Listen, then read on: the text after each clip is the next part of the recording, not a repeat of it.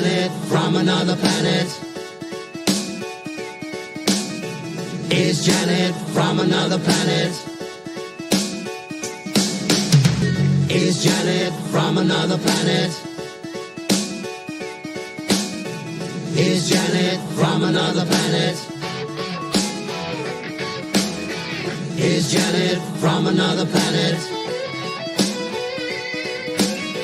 Is Janet from another planet? Is Janet from another planet? Is Janet from another planet?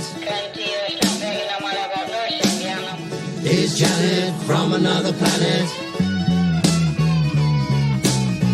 Is Janet from another planet?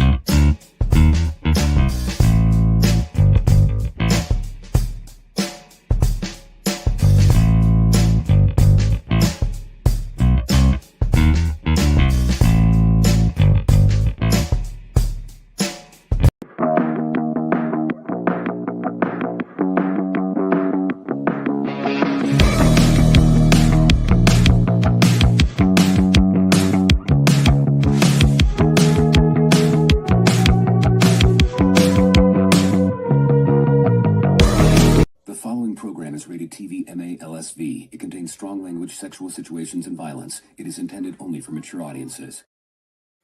Hello, hello, hello, hello. Welcome. Well, I'm so sorry. Why can't I ever fix that? We are pro streamers. It's okay. It is tonight. We've got a guy, a girl, a guy, and a movie. We're featuring the movie Constantine, and we are featuring our friend. Delayed by 1 week, but he did accept my apology, and I appreciate that. The Crafting Gamer, sir, how are you tonight?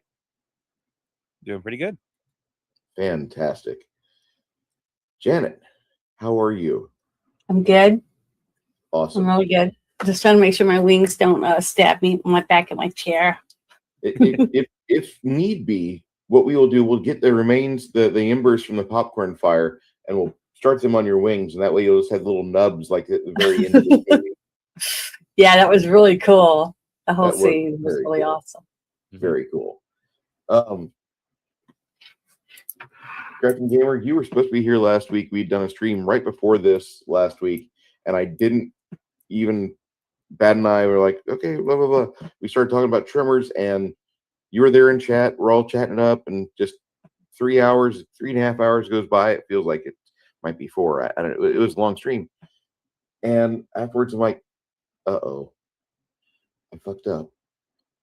And let me pin an apology real quick. I'm really sorry about this. I fouled up. I should have had you on the stream with us because that's what you want to talk about was Tremors. Before we start our talk on Constantine tonight, I'm going to give you the floor for about 5, if you don't mind, like 5 minutes. Would that be okay? If you want to add something about last stream from Tremors? Yeah, go ahead and fill us in on what your take was going to be, at least.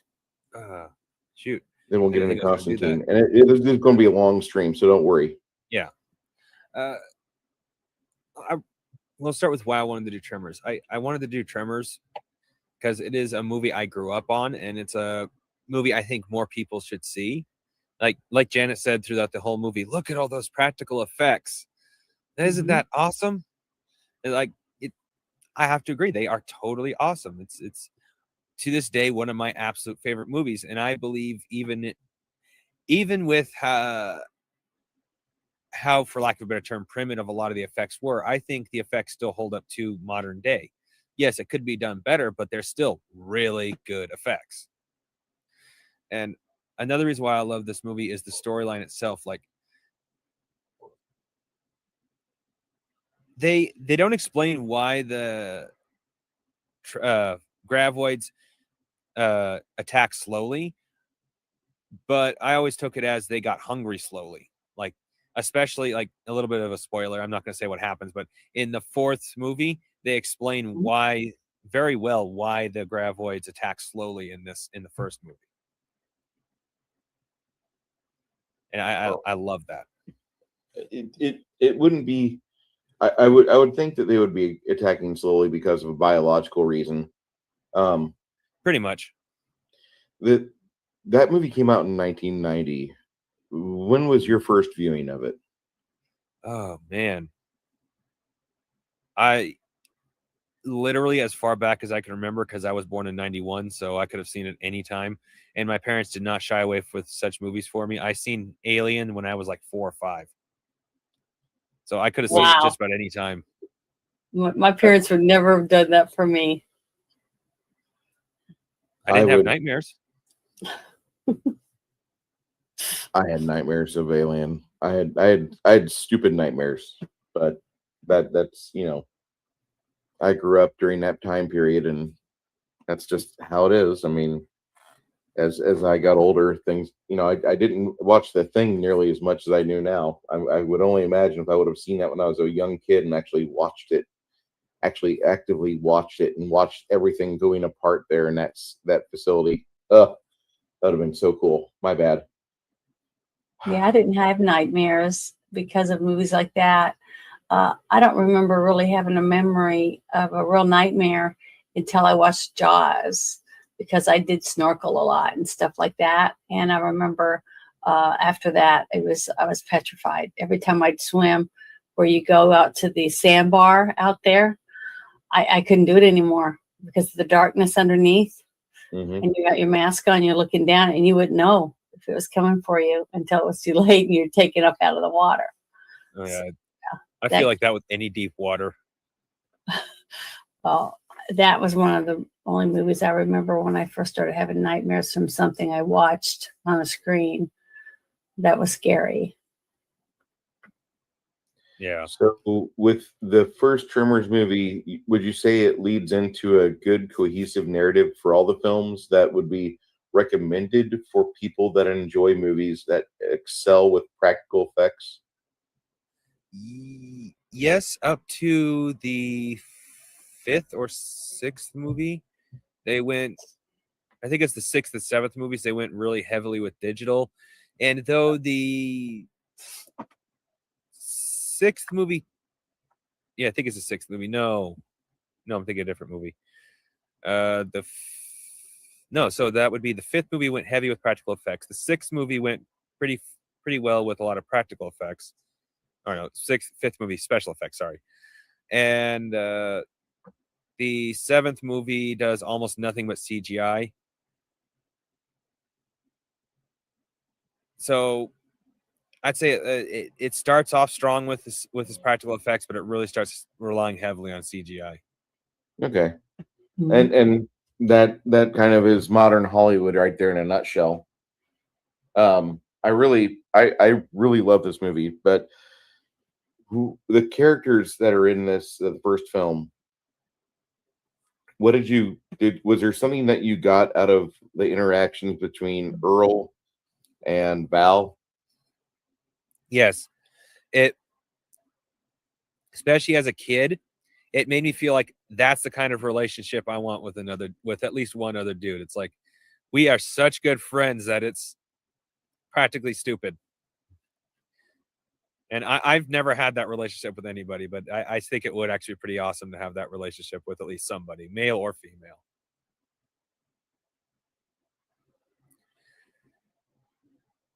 and it really felt like Janet said, it didn't feel like it was faked. It felt like it felt Yeah, it was more realistic the way that they were able to make it come.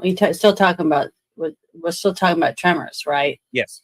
Okay, about like I was talking about how they built the sets up off the ground, and they were Yeah. able to make the ground shake, and the thought of something coming up from under the earth under your feet, because everyone has to walk, Uh-huh. so the thought of something actually reaching up from underground and grabbing you and pulling you down in to eat you, like one of those giant, what were those things that I was talking about, the big sand hole, Shai-Hulud. and it had the ant eater underneath, a big ant with giant pincher things. I can't remember what it was called, but those things I thought were so scary, that something like that could exist underground. And once you fell in, you weren't able to get up out. Wasn't it Galaxy Quest where he was in one of those holes? Or no, that was Enemy Mine. Remember, Bruce, when we did that, and that thing sent that tentacle up and grabbed his leg and was pulling him in, and you could have nothing to hold on to because everything is made to push you down into the mouth of the creature. So that, to me, things like that are scarier to me than a fantasy, alien or vampires and werewolves and stuff, because I know they're not real, but it's scary in a funner way, to where I'm like, creeped out, and its special effects are really good. Like American Werewolf in London was one of the only scary movies that I remember watching that really made me frightened, because it looked actual possible, the way that they made the creature change. I think it was nominated for Academy Award, or did win something for special effects. I honestly felt the American Werewolf in London. movie was cheesy. The transition part where he actually changed, and you could see the hair growing on him, and his mouth going out, and his teeth coming out. It was absolutely horrifying to me to watch him transform, even though I knew it wasn't real. The detail that went into it just made it so realistic. It was very hard. I would never let a kid watch that movie. And they're shoving the hairs in and then drawing the hairs out and getting footage of that to where you can watch the transformation. And that the Howling is Rob Bottin. Rick Baker was American Werewolf in London. That's like those two movies there are just happy day.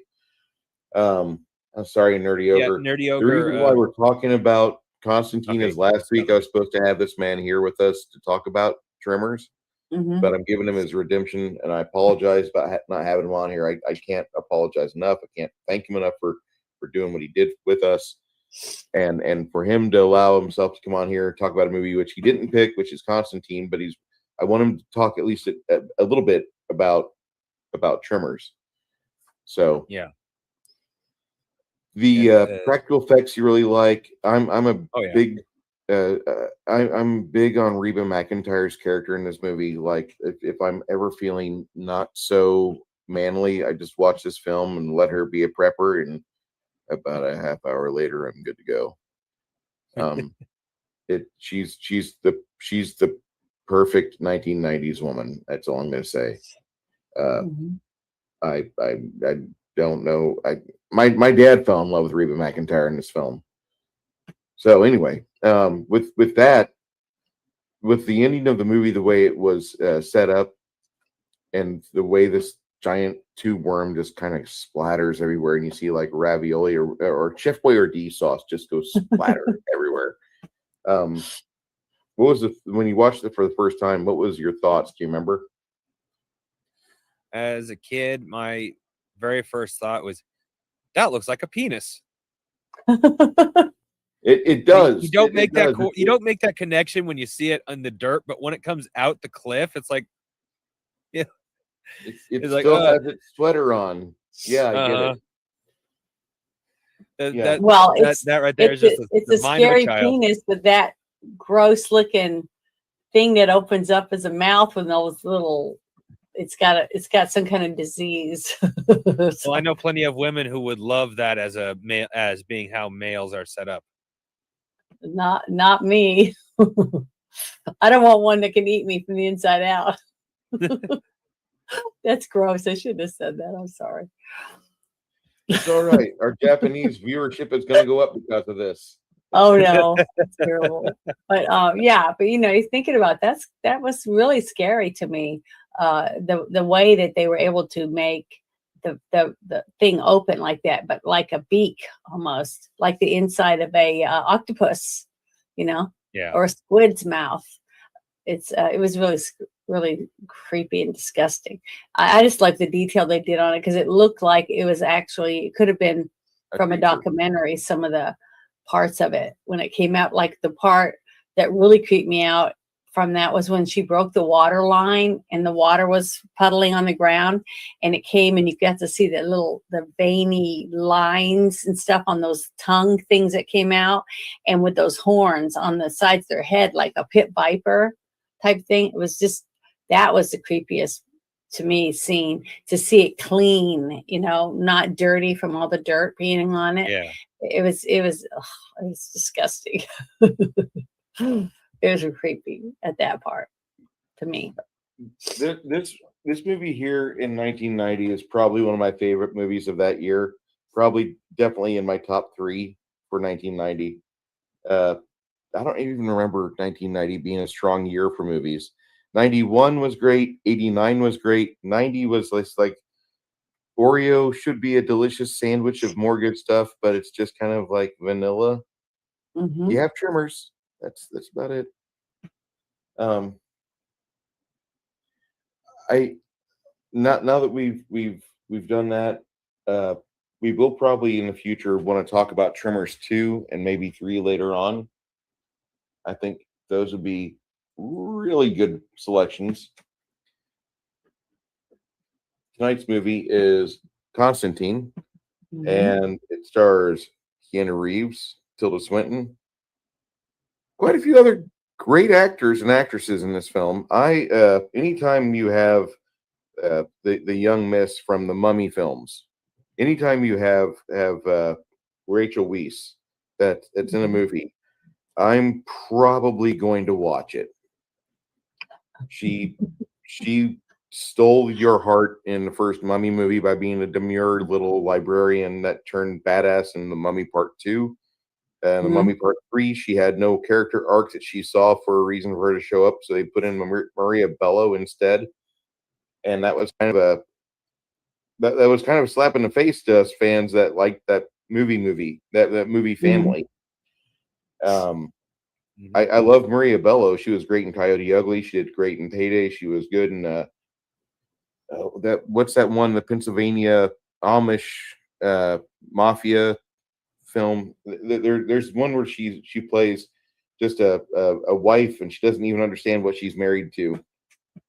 Her husband's got some seriously terrible deep secrets. I don't know which one you're talking about. Sorry. We'll watch it later. It's a Cronenberg movie, and God, is it dark.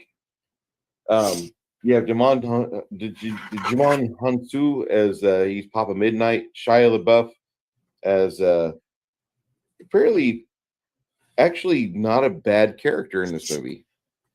Like, this is the first movie I've seen LaBeouf in where I'm not wanting to punch him through the theater screen.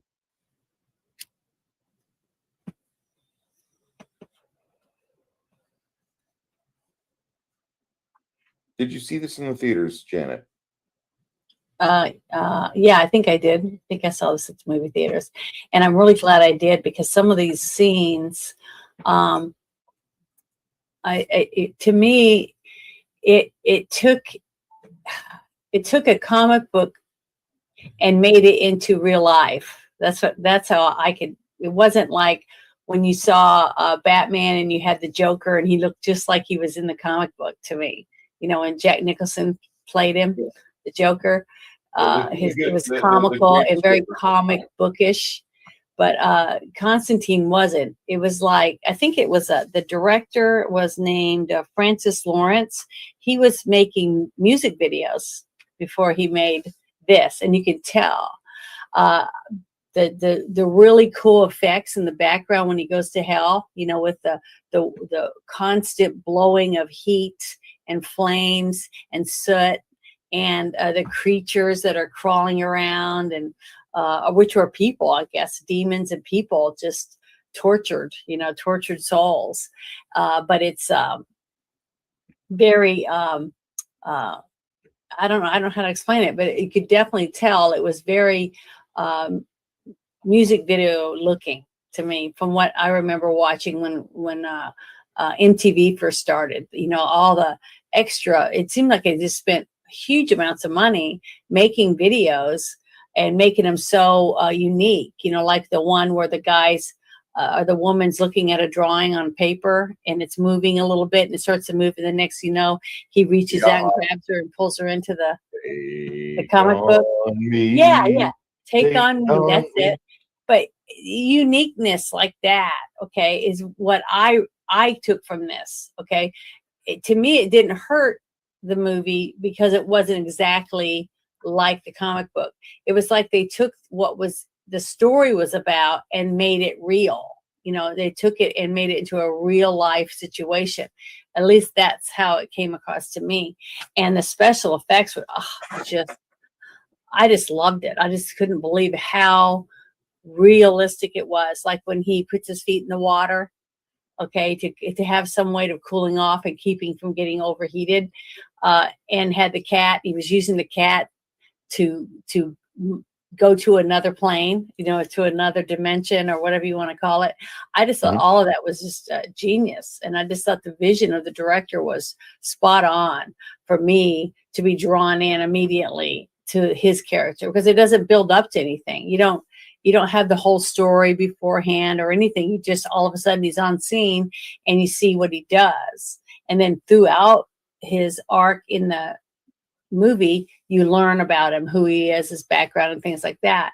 But you care about him and you want to find out more simply because of the way of the special effects and stuff. I think that it just draws you in. I think everybody's drawn into it because of that.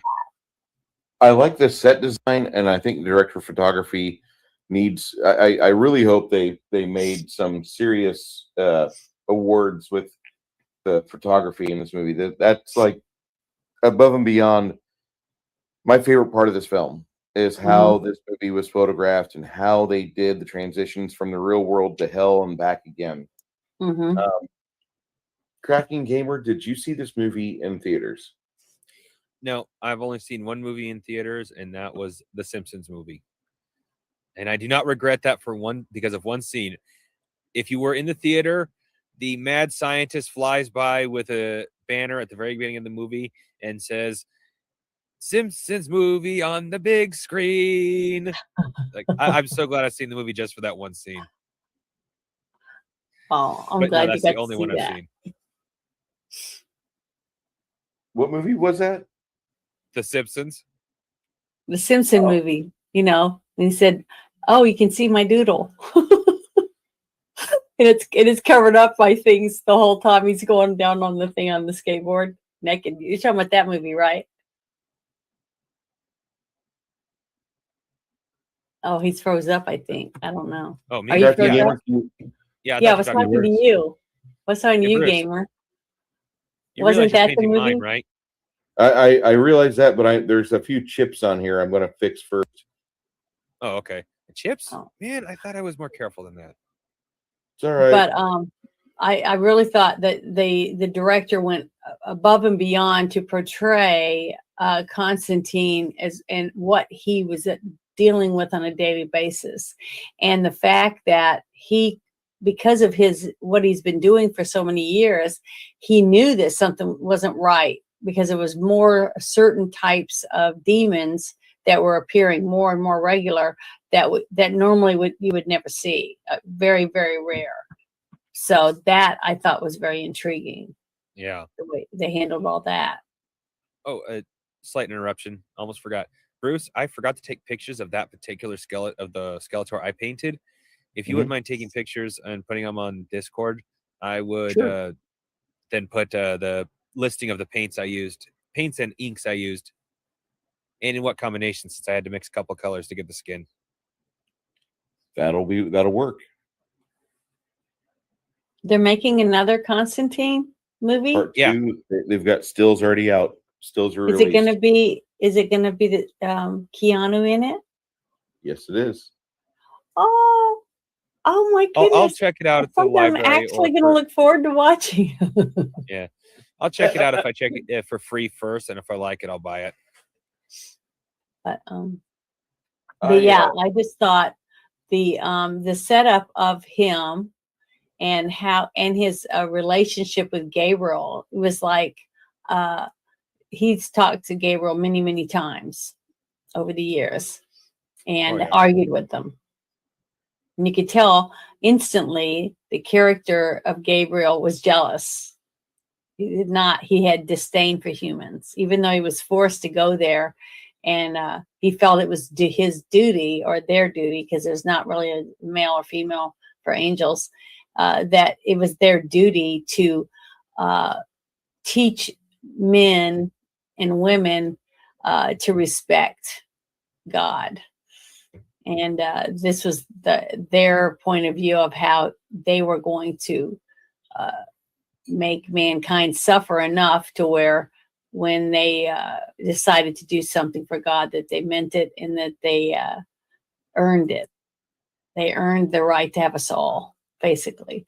So that whole thing was very intriguing about how that aspect of the point of view from Gabriel on us, and how selfish we were, and how we were so flippant about having a soul, and how it was no big deal, and Gabriel didn't like that. So who are you waving at? Grumpy old Ninja Kintaro. Oh, hello. Thank you for joining us. Always did love that name. He's a great guy. I've had him on channel a few times. He's an artist. He'll tell you all the time, I'm not a good artist. Bullshit.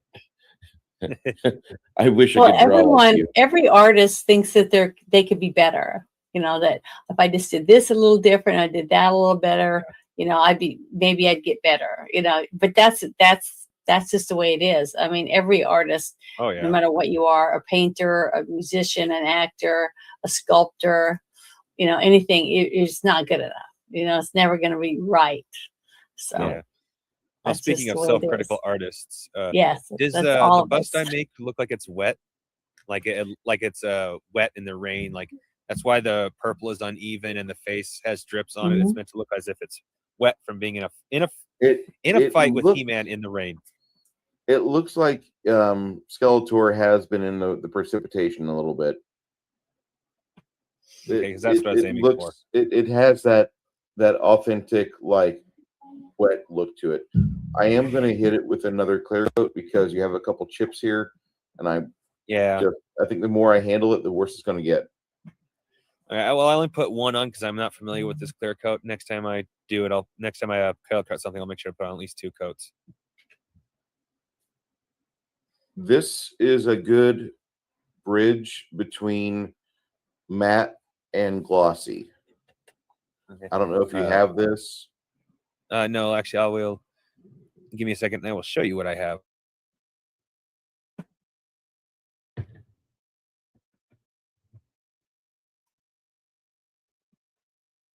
Yeah, Wolfden Media is a great artist. He's a good guy. I've been on his channel about 3 months ago. Had a good crew of people there. But I just want to tell everyone in the chat that we were talking about, Bruce and I were talking about some other things, and he was going on about how he didn't like Shia LaBeouf and how he ruined Transformers and some other things. So I asked him, had Bruce seen Constantine? Because I thought Shia LaBeouf did a great job as an actor in this movie, as portraying his up and coming apprentice and all the shit that he put up with to be able to have that position, because he really wanted to fight demons and save people, save people's souls, because he really believed in God, and he believed in what, God, the gift that God had given us, which is a soul, and to work towards a chance to one day when we die to go to heaven. And Yeah. I just thought he did a really good job. But that's the reason why I picked this movie for us to watch, because I really wanted to hear what Bruce thought once he got to watch this movie, because he had never seen it before. So I just wanted everybody to know why I chose this movie in the first place. Okay. Slightly off subject once more. The first scene of it, the first scene of this movie where they have the guy digging up the spear point in Mexico, Mhm. and Spear of Destiny. yeah, it's the spear point from the Spear of Destiny, and it pierced the side of Christ, and that pretty much is the start of this film. It's a really interesting film, and as a guy that I've played a lot of Wolfenstein games, okay, so if you know the Wolfenstein game series, which is you kill Nazis and you kill Nazis that are going into occult shit.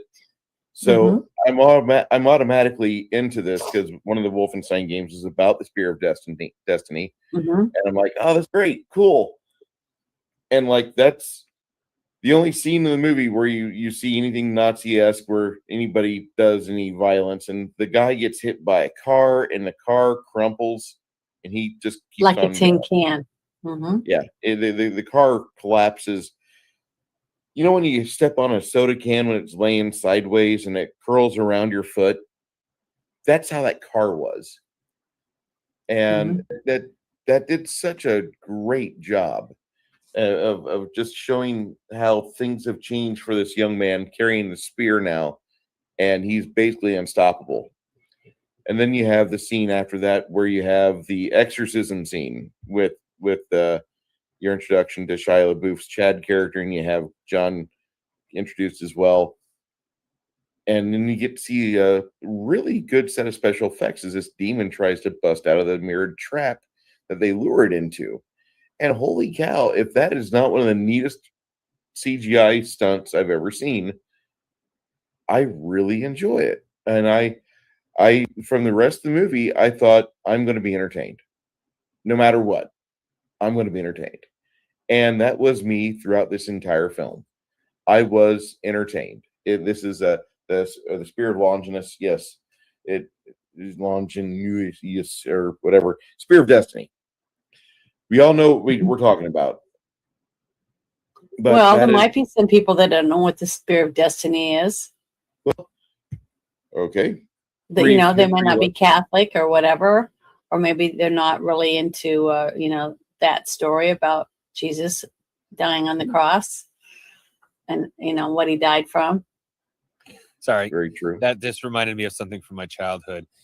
I used to watch, because my grandma was huge into Bible stuff. I used to watch Bible stories, and they had an intro song. Bible stories, true story, historical stories that are true, and it just sings like this whole thing about, yeah, the church can't possibly be wrong. And all of a sudden, that just reminded me of that. I don't know why. My internet might be having a hard time with things, so if I have to restart my PC, it's nothing personal against anybody. I'll be back. But I'm doing a test by clicking all the things in chat, and it's stuck on Nerdy Ogre, but it's showing me Wolf 10 Media on the stream. So anyway, I really thought this movie had like the great blend of horror and had a good mix of actual drama. You do get to see Keanu act a little bit in this movie. You see him be able to interact with Chaz Kramer a bit and how they interact. He wants to protect him, and Kramer just seems to be wanting to throw himself into danger over and over and over again. That's what he wants. Hey, RPG Grandma. I think this movie is a really good way to entertain yourself. This is not a movie that you say to yourself like this is going to solve world hunger. This is going to fix poverty. This is a movie based on a great comic book series, and that's really, if you don't know anything else, that's just all you need to know. Well, the characters that they added, like his friend that brings him all the great stuff that he needs to fight demons, like the dragon's breath, and the beetle, that's the screeching beetle, that a lot of certain demons don't like the sound of. Just different things that he's able to get a hold of, and the cough syrup he gave him, and then little things that Constantine would collect, like the little thing that you turn and it goes or whatever sound effects. That was I love that scene, because after you see him do that and he kind of gives that little grin, because of his excitement, his childlike quality, you can't help but like this character. So you don't really know that much about him, but later on, when he perishes, you sympathy for him, and you don't want him to die, because he added something special to his character, and his sweetness and his kindness, and wanting to fight evil and help him. And the whole time he's doing it, he works at a bowling alley, in the back, where all the little doohickeys work and move around mechanisms to pick up and the pins and straighten them back out, and to put the balls back, up to where the people could use them. So I thought that whole concept was really good. So what? Yeah, it's like I was saying last night. The priest and pretty much everybody else who dies, even Shia LaBeouf's character, you feel a small connection to him, but once you get to I can't remember his name, but the guy you're talking about, his death affects you the heaviest throughout the entire movie. Even though Shia LaBeouf dies last, his death doesn't affect you like the other guys does. Yeah.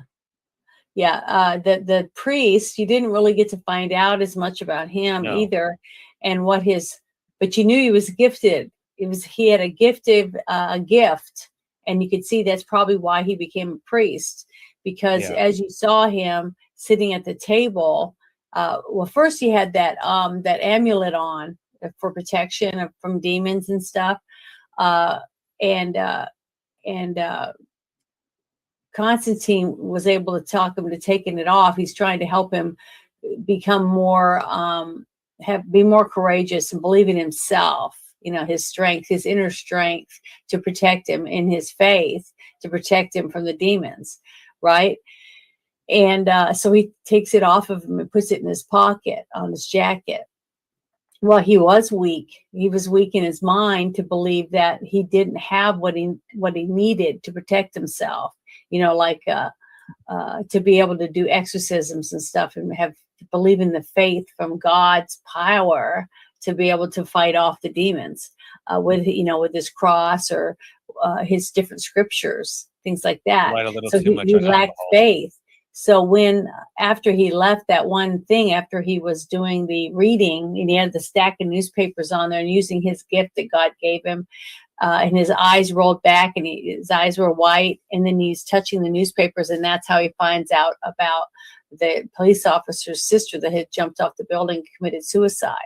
So a death by suicide means you can't get into heaven. So that whole connection was with Constantine about what they chose to use for his reasoning behind why he's doing what he's doing more and more, is to try to earn his way into heaven, because he did try to commit suicide when he was young because of the torture that he went through, because his parents thought he was nuts. And instead of thinking that he was gifted by God to have certain abilities, they had him do electric shock therapy and drugs and all these different things to him, because they thought he was insane.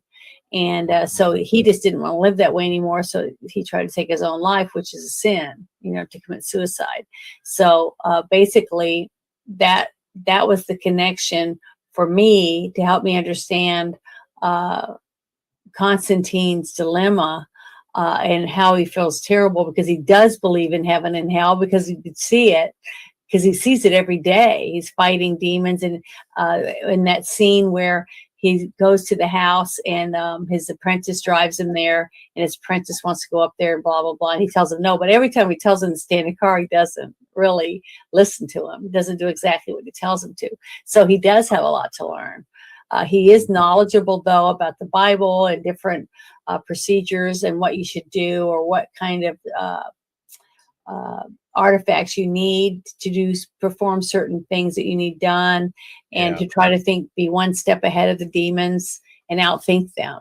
Okay, and using your skills to do that. Shia LaBeouf's character is a classic case of high knowledge. I just had to high knowledge, low experience. Mm-hmm.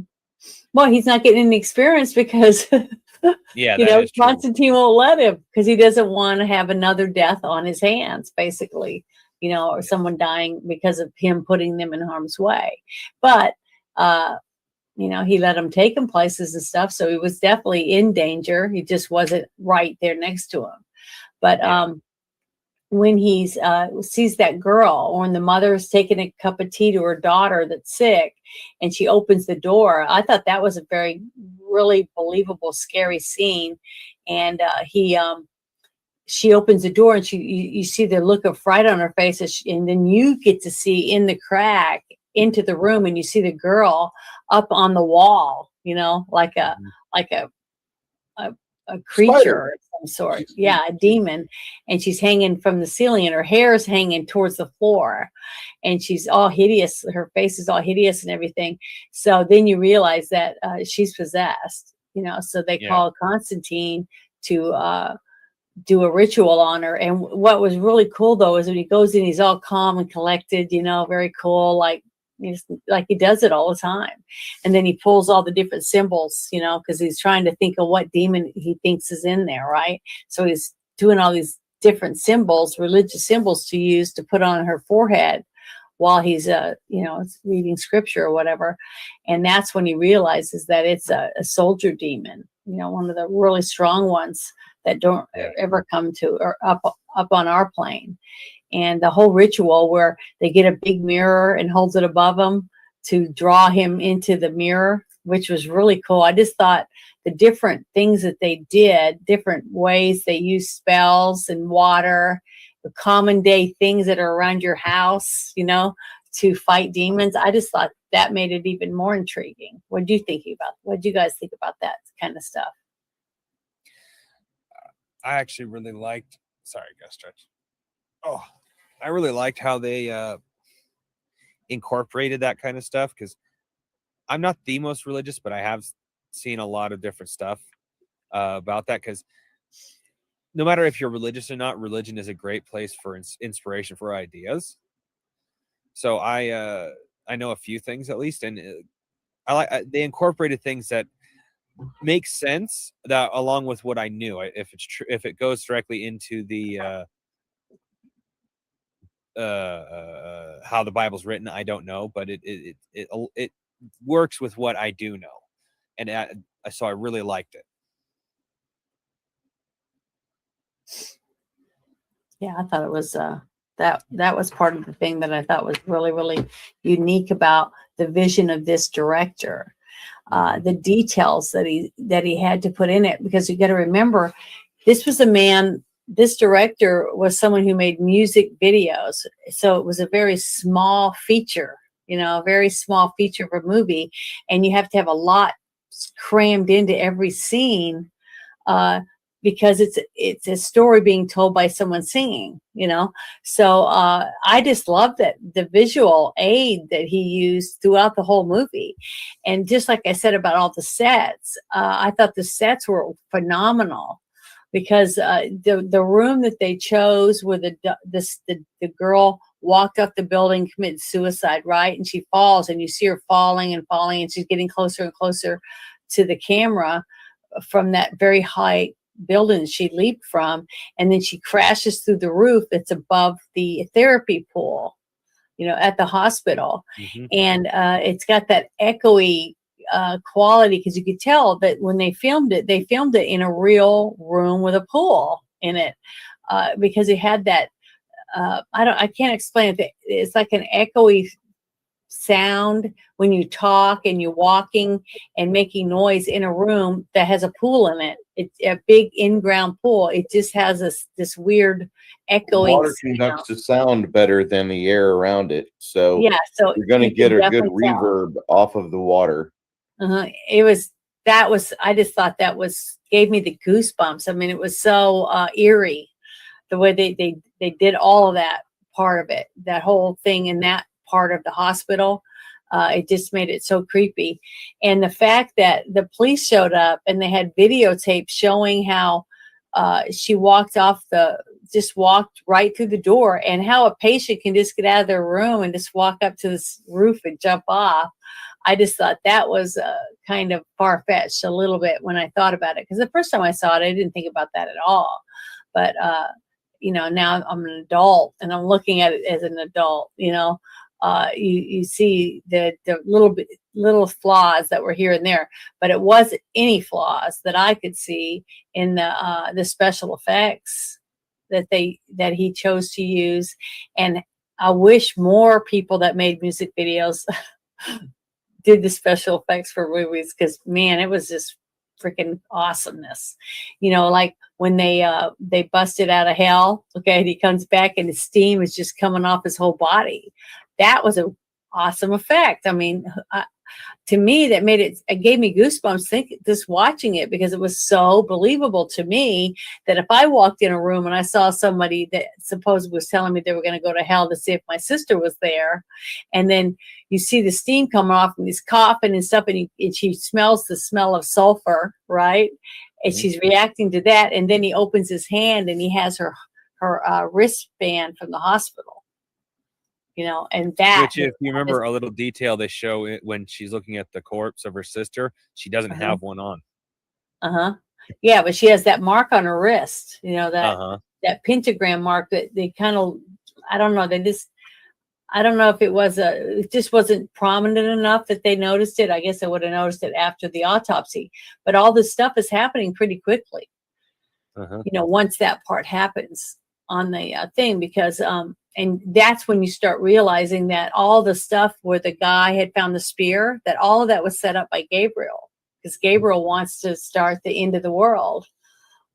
She wants the hell to rise or whatever type thing, so that humans would have to fight if they believed, and they would have to fight for God and die or whatever, to be able to have their seat in heaven or whatever type thing, because she didn't feel any of them were worthy, because they were just, petty and selfish and self-centered. At least that's how she saw most of them. But the thing is that I liked a lot about Shia LaBeouf's character in this movie was the fact that he did believe, and he really wanted to help people. He wanted to learn. He wanted to learn from the very best, which was John Constantine. And he was bending over backward for him, but he just wouldn't give him the time of day, basically, and let him do anything. So a couple of times when you get to see him making those bullets, for the gun that they're going to take to the hospital, he's putting the different crosses on them and using different stuff in them to help them, do it. And then he comes up with the whole idea about putting the cross into the water system that would make the sprinkler system go off. So it's all holy water. That came from his apprentice, not from Constantine. And it impressed him, because he saw the look on his face when he turned and was like, what? He was impressed. And so was the other, I can't remember the other guy's name. Midnight. Yeah. So was Midnight. He was like, whoa, this kid knows the stuff. And, he was impressed by it. So, I just thought that interaction was really, really good about Midnight trying to, because in a way, it reminded me a lot of John Wick. The scene where they go to the hotel where no one's allowed to do anything to each other. It's neutral territory, right? And he's running in that spot. So this bar was a hangout for vampires, demons, all different creatures from different places when it came to different dimensions or whatever. We didn't know for sure what was all in there, but we knew it was all creepy stuff, right?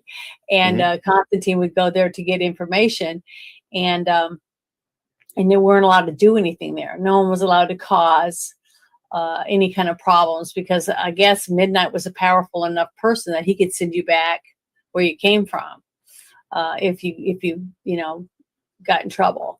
So I just thought that was a really good thing, and the fact that to get in you had to have some type of ability, psychic ability, to read those cards. and know it was on it. My understanding is that Midnight was the equivalent of a warlock. Don't quote me on Mhm. that, but that's my Yeah, understanding. I think so too. A very powerful one too, from Uh-huh. what you could tell when he got in a tumble with John Constantine. So and he was scary. I thought he was very um, I don't know, creepy. He gave me I wouldn't mess with him. I mean, he had to be pretty ballsy to mess with him. But when Constantine went there and was trying to tell him that they were attacked out in the open, you Yeah. know, by demons, and he was like, no, he didn't believe him. So you'd think that he would say, what do you mean? And want him to show something, you know, somehow to Yeah. prove to him that he was telling the truth, or he had no reason to make this up, type of thing. Yeah. So there were little things like that I didn't think that was I don't know, it just didn't flow well for that part, because it didn't make sense, especially when they've dealt with each other for what was it? He said 10 years, something like Mhm. that. Yeah. That's a long time to be coming in and talking to him about a lot of things that's going on, and the fact that he knew all the things that Constantine had done and how many demons he'd already sent back to hell. So, Bruce, your favorite shirt vendor is here. Oh man, I love this guy. oh, hi, Hungar. Hi, Hungar.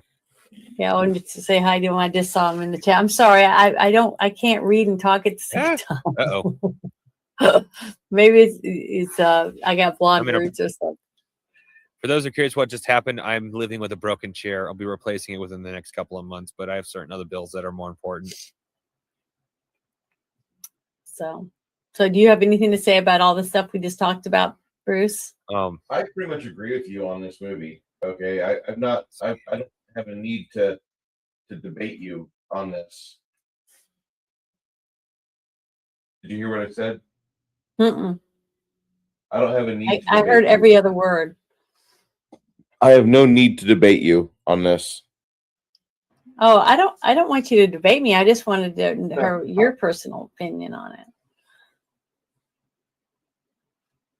I like everything I've heard so far, and I pretty much agree with all the sentiments towards this movie so far. My biggest complaint about this movie is that it's not really long enough, because there's other stuff they could explain in the film and go deeper into the mythos around this man, John Constantine. But we are not privy to that. Hopefully, with part 2, they do fix that. Yeah, I'm excited about it now that when you said that, because it's been so long. Because this came out in 2005. Yeah. So and I hope they can get the same director. God, wouldn't that be great?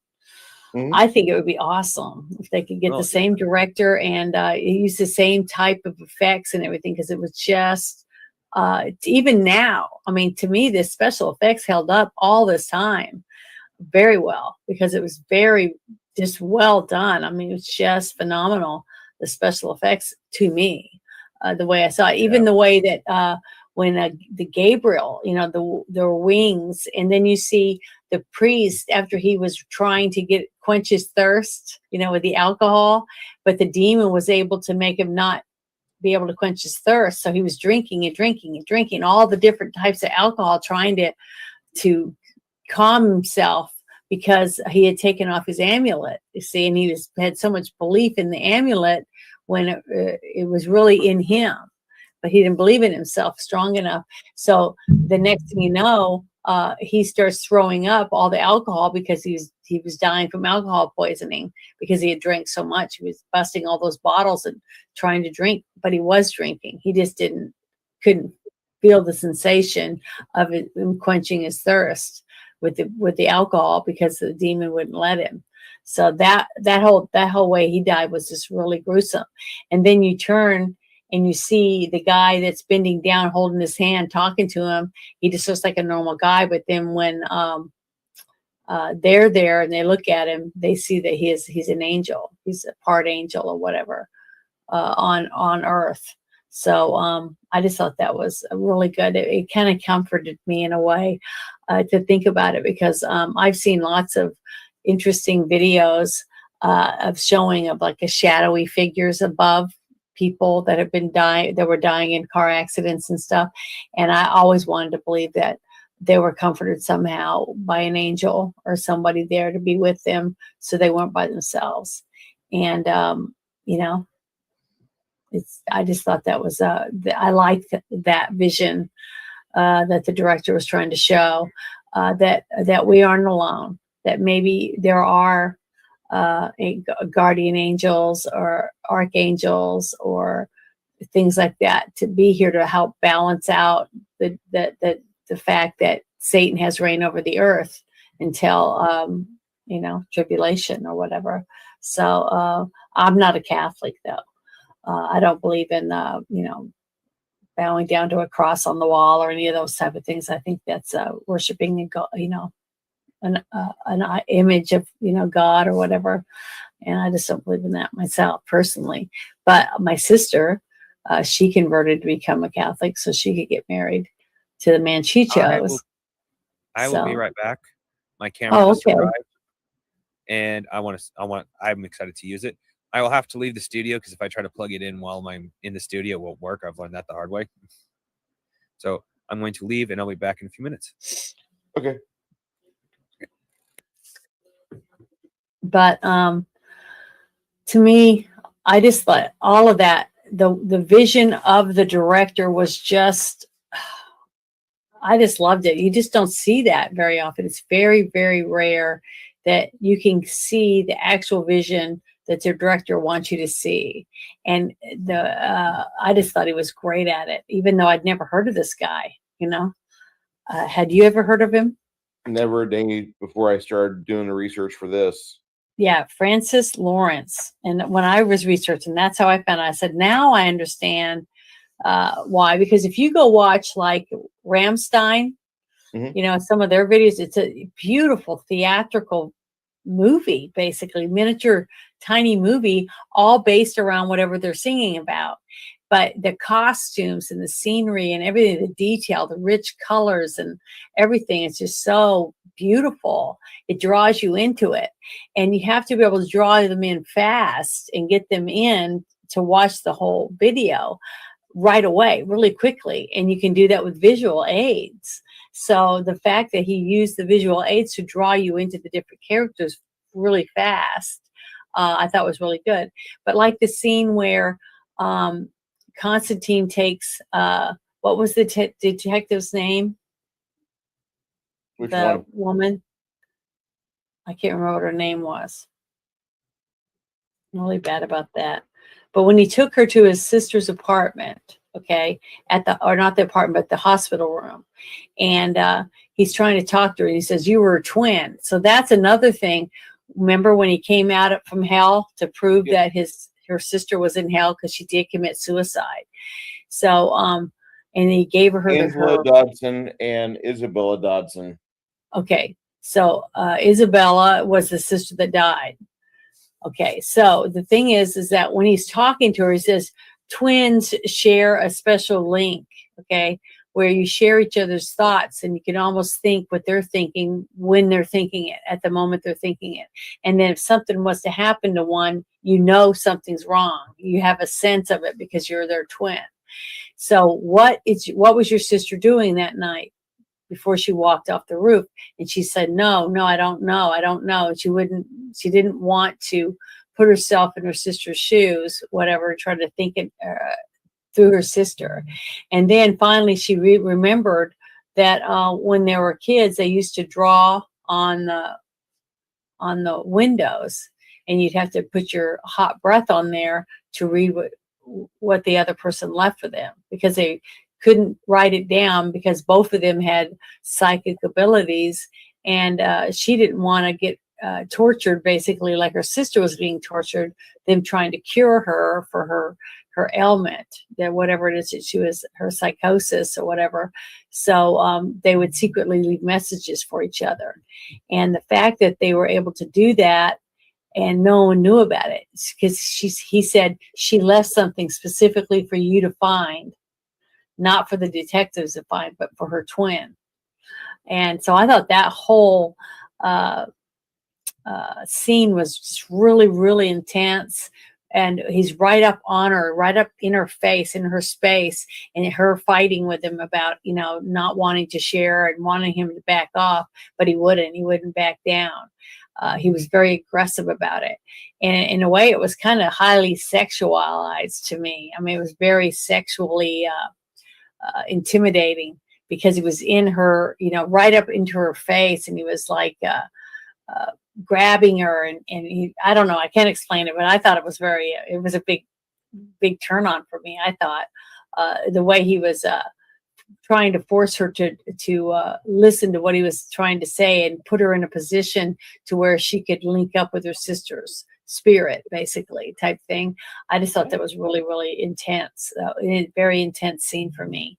But I think you liked that scene too, didn't you, Bruce? I did.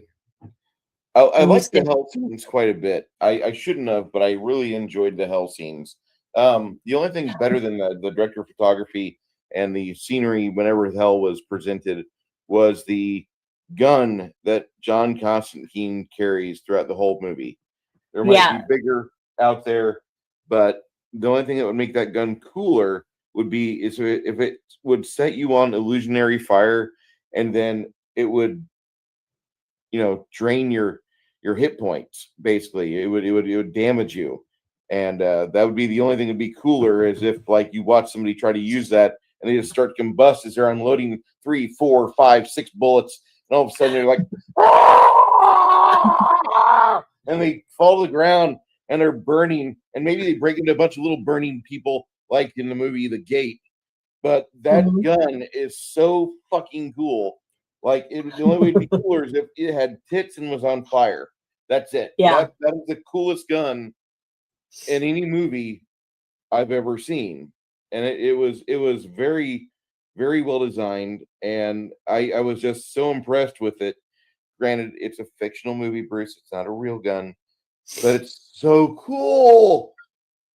Yeah, I thought it was cool.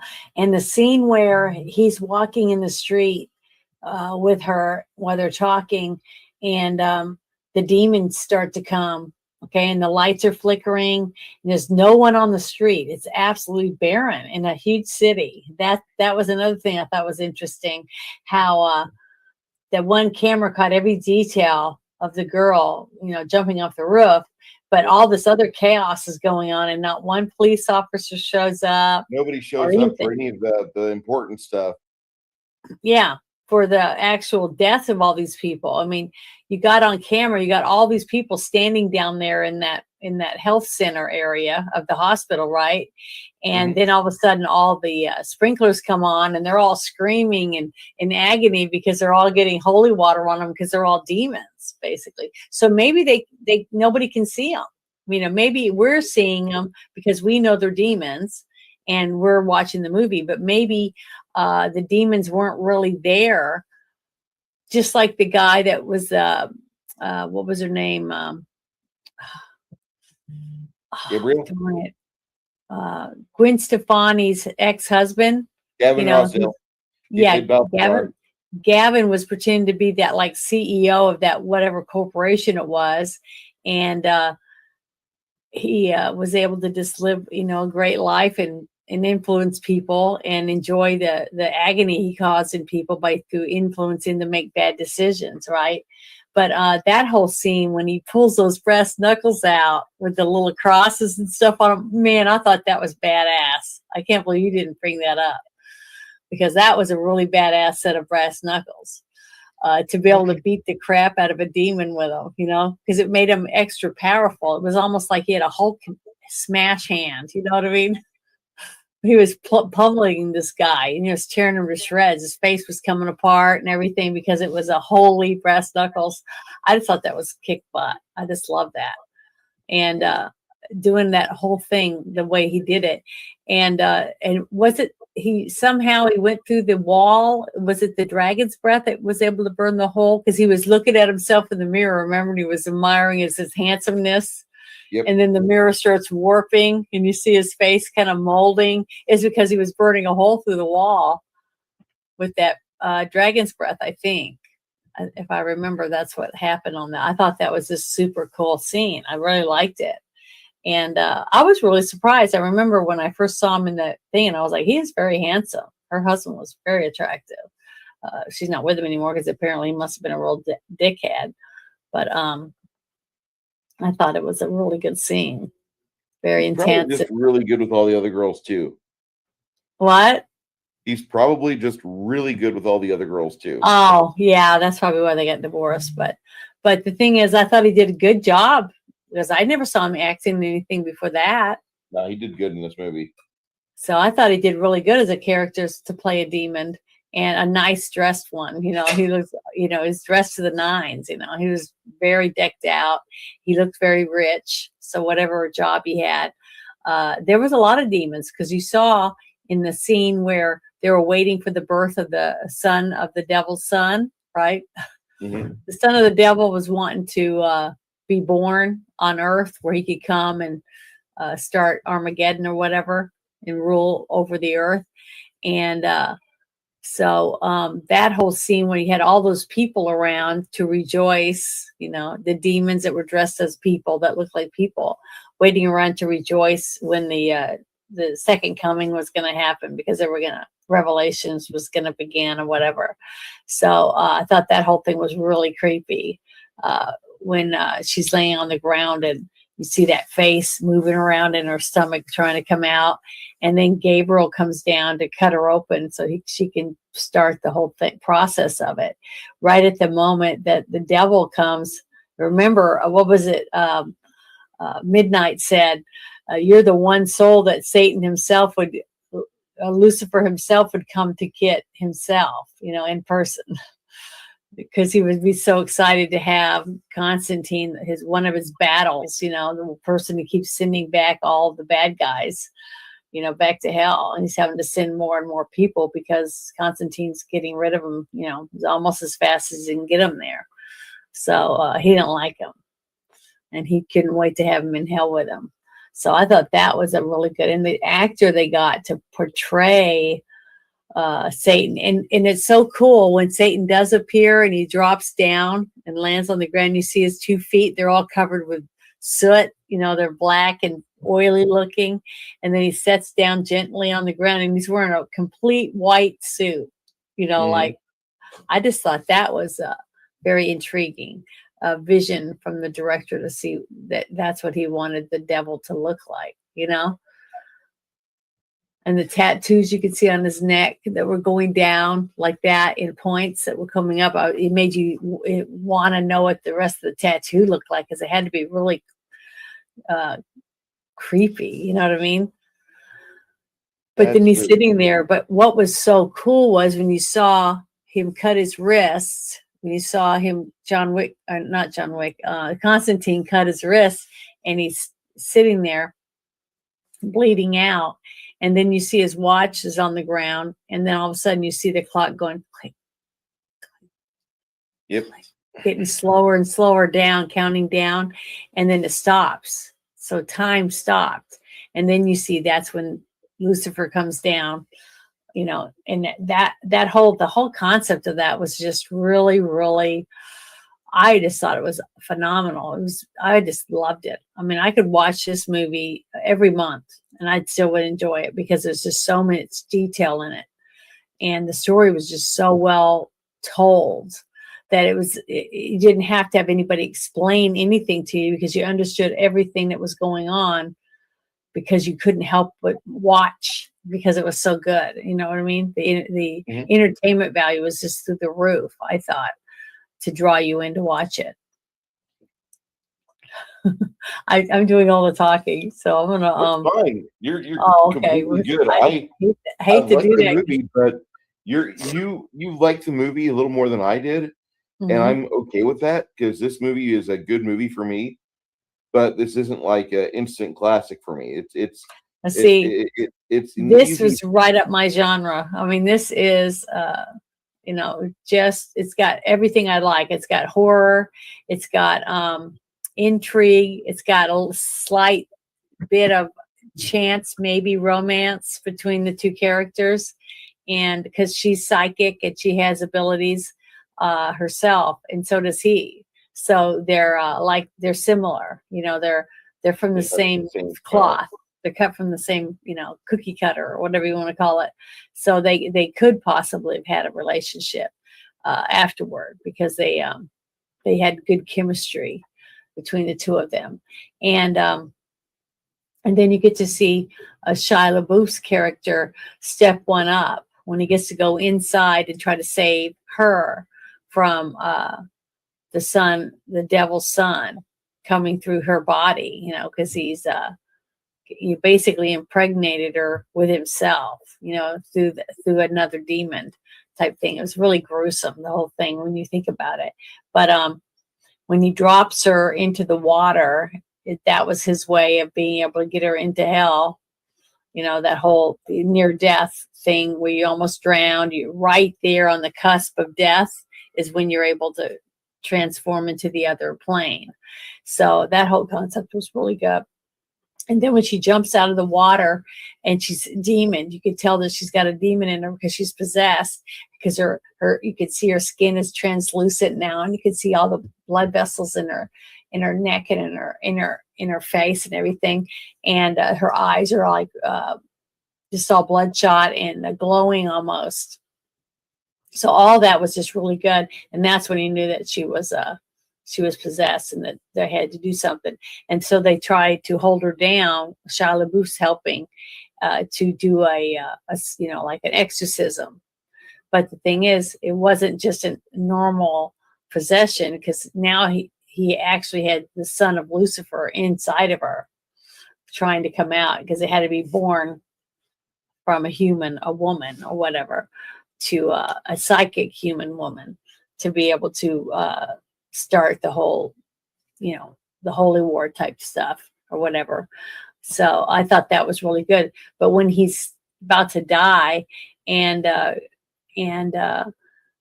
Constantine tells Lucifer that your son is trying to, come through the gateway or whatever to reign or here on earth.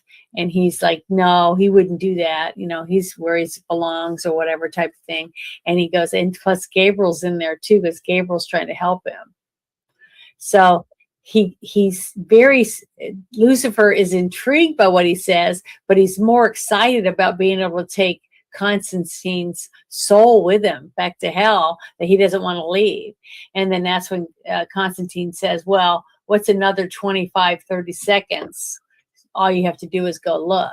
And time is stopped. So because you remember, you see Gabriel's not the spear of destiny, is about to stab the woman's stomach and open her up so that the son of the devil can come out and be human, more human because of it. And they're stopped in they're just, everything stopped except for Lucifer and Constantine are the only ones that are they're able to talk and communicate and move and everything. So when Lucifer turns around and he's walking toward the double doors into the other room, where the pool is at, the therapy pool, and then you just see doors explode, right? And there's shards of glass everywhere, but they're not really moving because they're stopped in time. The doors shatter, but they're just kind of hanging in there in the air, midair. And then you see, Lucifer walk through them, and as he's walking through them, they just kind of go ping, ping, ping, and they're touching him, but then they're moving a little bit. But he's, it's just the special effects I just thought were just super cool for that whole scene. And that's when he sees Gabriel with the knife up above like that stopped. And this is an archangel. So that shows that Lucifer, remember, he was the number one angel. He was in charge of all the other angels when he was in heaven before he was cast out.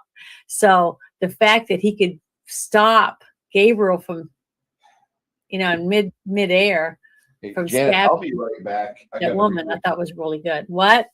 I got to keep talking. I got to reboot. I couldn't hear you. I'm sorry. Is anybody else able to hear him?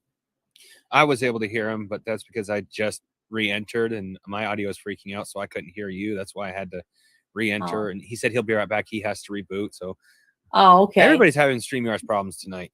Well, normally it's me, but this time it seemed to be okay. I mean, can you hear me now? Yeah. Okay. And I'm pretty confident it was on my end because it's the first time it's happened to me.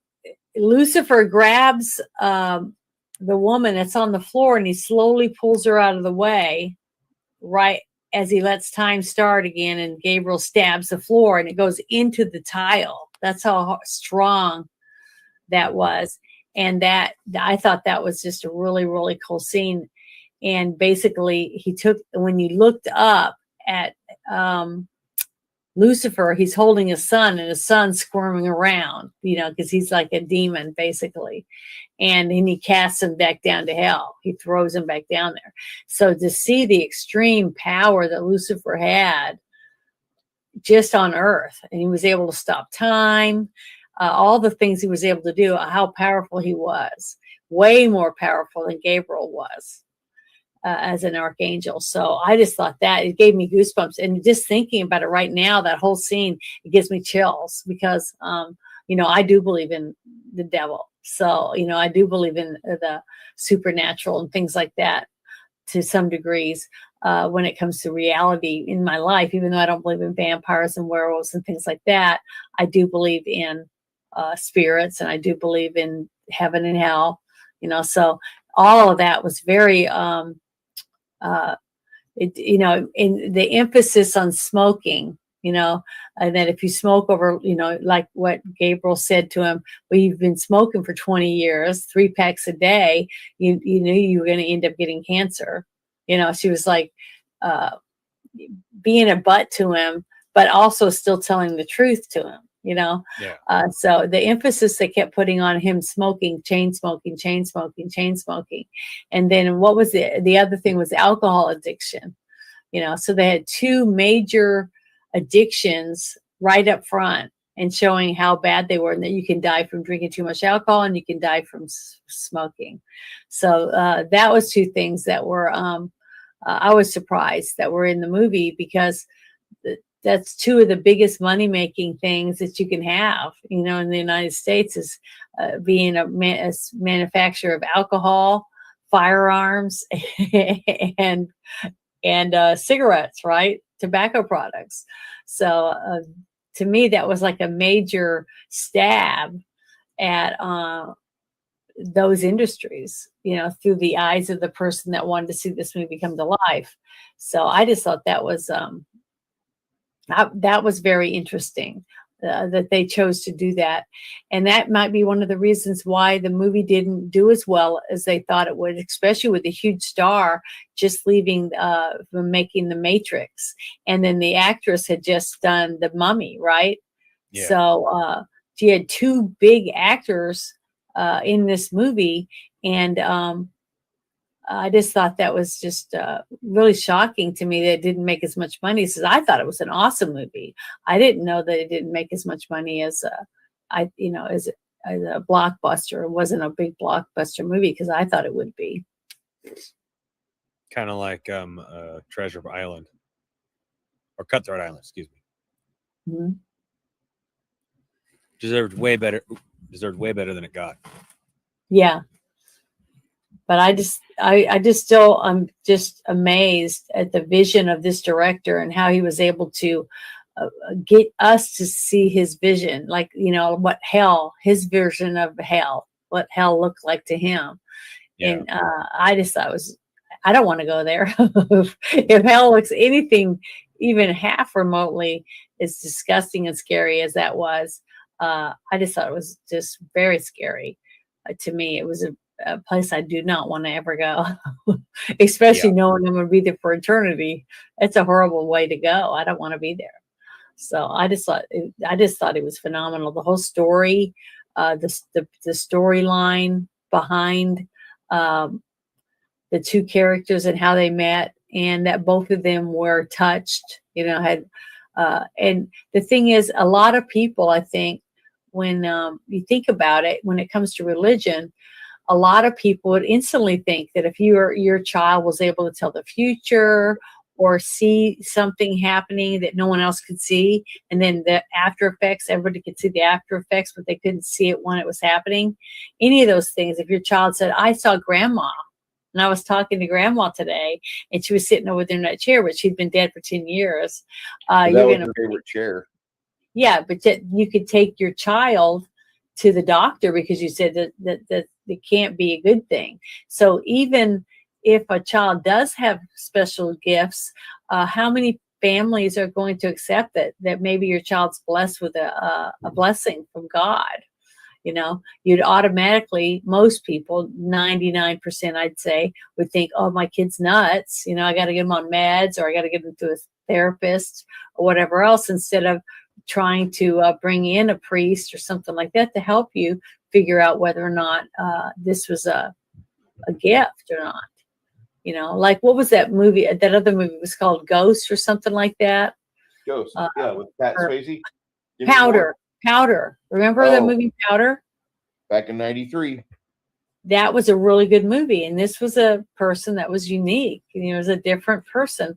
So I don't know. I just think that there's something to all these people having certain gifts.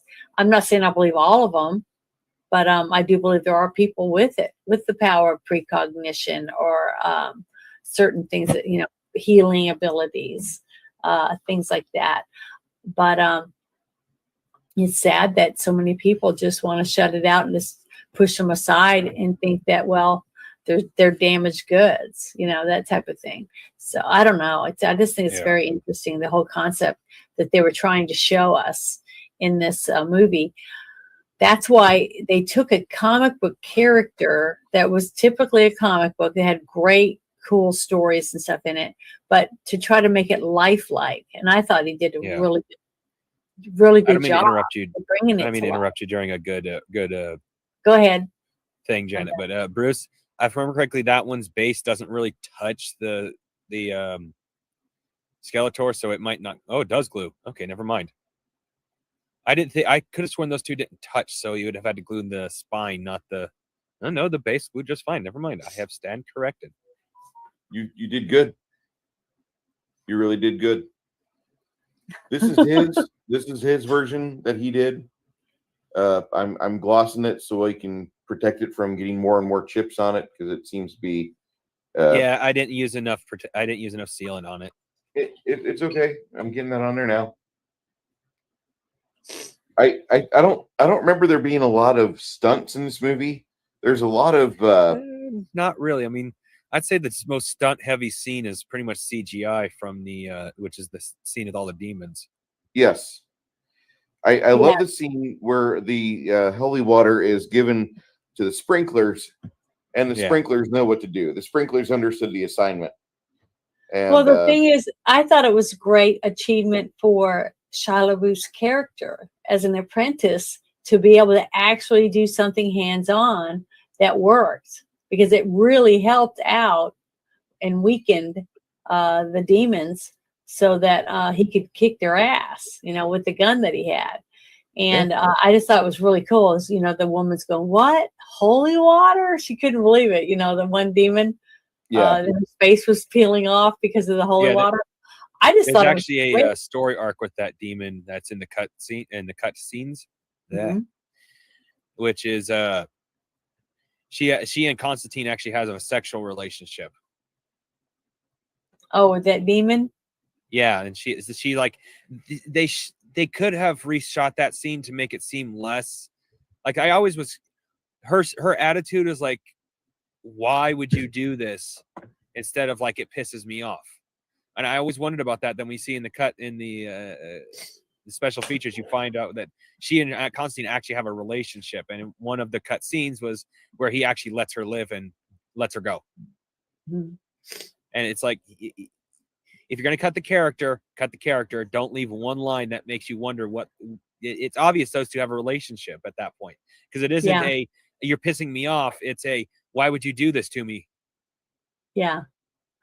Yeah. Well, it's like I said, different things like that. A person that knew what it was from would get upset that they put that in there and didn't put in the rest. But a person who's never read the comic book or anything would never even realize that had anything to do with anything. You know what I mean? Well, to a degree, it's just the fact I actually noticed that very first time I watched it. And it's like, Yeah. why is she acting like she knows him? And then in the cutscenes, you find out, you know what I mean? You find out why, which is they had a relationship. So some people notice some things, some people don't. And I'll admit, See, I'm not that's the why noticer of things. That's why any good movie is worth watching over and over again, because each time you watch it, you're going to find more and more things. Yeah. Like this last time when we watched the Tremors movie, I noticed 3 or 4 things that I didn't remember noticing before. So it's just funny how once you, like his name being what his name was. What was his name again? Trying to remember. Valentine. Yeah. Valentine. Okay. Yeah. And they called him Val, but I remember being called Val, but that one part where he called him Valentine, I went, what? I was taken aback by his name's Valentine, that all this time, all this years, I didn't even realize it. But that's what I mean. You pick up on one thing and someone else wouldn't even notice it. And then next time they notice something and you don't notice it. You see, it's just funny because we all absorb the information as we need it, I guess, or what we're tuned into at the time we're watching it. So I don't know. I just thought it was really cool. But I just forgot how phenomenal a job they had done on all these demons and stuff, because the scene, like I was in the streets when he used the dragon's breath, and the other scene where he's fighting the demon that was all the bugs and the crab, because I thought that was pretty gross when he was down on his knee coughing and then a crab just all of a sudden appears, by his foot, and then all these other creatures were, slimy, a rat, all these snakes and stuff were all starting to appear, and I was like, what's going on? Is this a creatures that a mirage? naturally have a dislike for? Yeah, it was gross though. The thought of fighting something that's nothing but a bunch of cockroaches and maggots and all these horrid, terrible, spirit of disgusting, pestilence. Yeah, pestilence. And he was fighting it, and then he has that chair beetle or whatever, and he's trying to get the box and it gets knocked out of his hand. And I was like, shit, and he's fighting it and it's coming apart and flying back together. It was just disgusting. I thought the whole thing was disgusting. And then when he finally got it out in the street and it got hit by that bus or whatever, and it kind of splattered, and he's standing there stomping on all the bugs that made the demon up, and it was just disgusting. Ugh, the whole thought of, you're riding your bike or a motorcycle, or you have your window down and a bug goes in your mouth. I know almost everyone's had to have that happen to them. It made me gag thinking about him fighting all them bugs, and at the end he's dusting himself off and all the bugs are fall off. It was just, it was just gross. That was just disgusting to me. And Michelle Monaghan is the lady who played Elle, the lady that he was supposed to have a relationship with. Yeah. In the film, it consisted of 2 brief shots and 1 line of dialogue. Holy water! During the climatic confrontation with a half-breed in the hospital. It was to cut and make him more of a very lonely character. Mm-hmm. Yeah. I would honestly think sex with a demon makes him even lonelier, because honestly, that, especially as a demon slayer, that means he's sunk pretty low. Oh, after seeing what they look like under the fake skin, I don't think I'd be interested. You might lose something, or plus, wouldn't they all smell like sulfur? Yes. So, well, that would depend. If they all smelled like sulfur, humans would know that they're demons. Like it would progress to modern day. If you smell sulfur, for a fact it's that person's a demon. Like that if all demons smell like sulfur constantly, that would just progress to modern day. So there has to be a way for them to not smell like sulfur. Maybe they naturally do, but they can have like a bracelet. Like when that one demon was making him not be able to fulfill his thirst, right? Yeah. He was stopping him from being able to do it. So maybe a demon that's interested in wanting, like, they said lots of angels came to earth and had sex with humans, right? Had relationships. That's why there was a lot of half human, half angel children on earth, supposedly.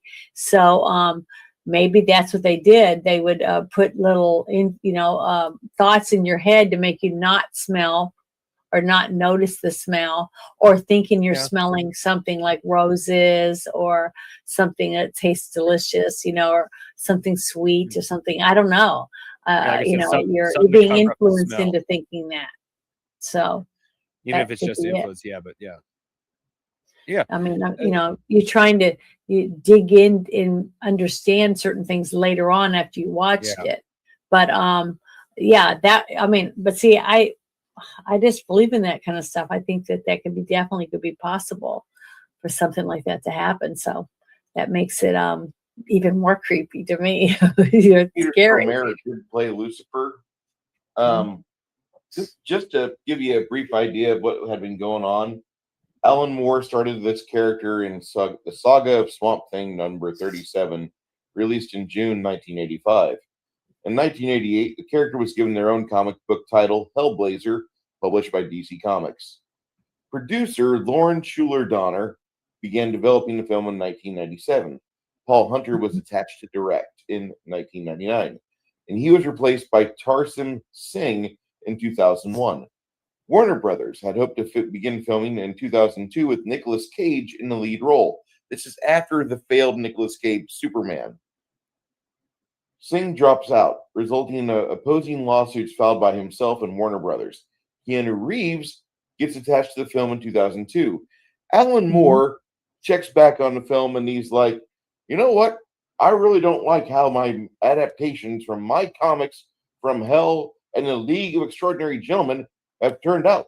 And he refused to be credited or even associated with the film, and asking that his royalties be distributed among the other creators of the character.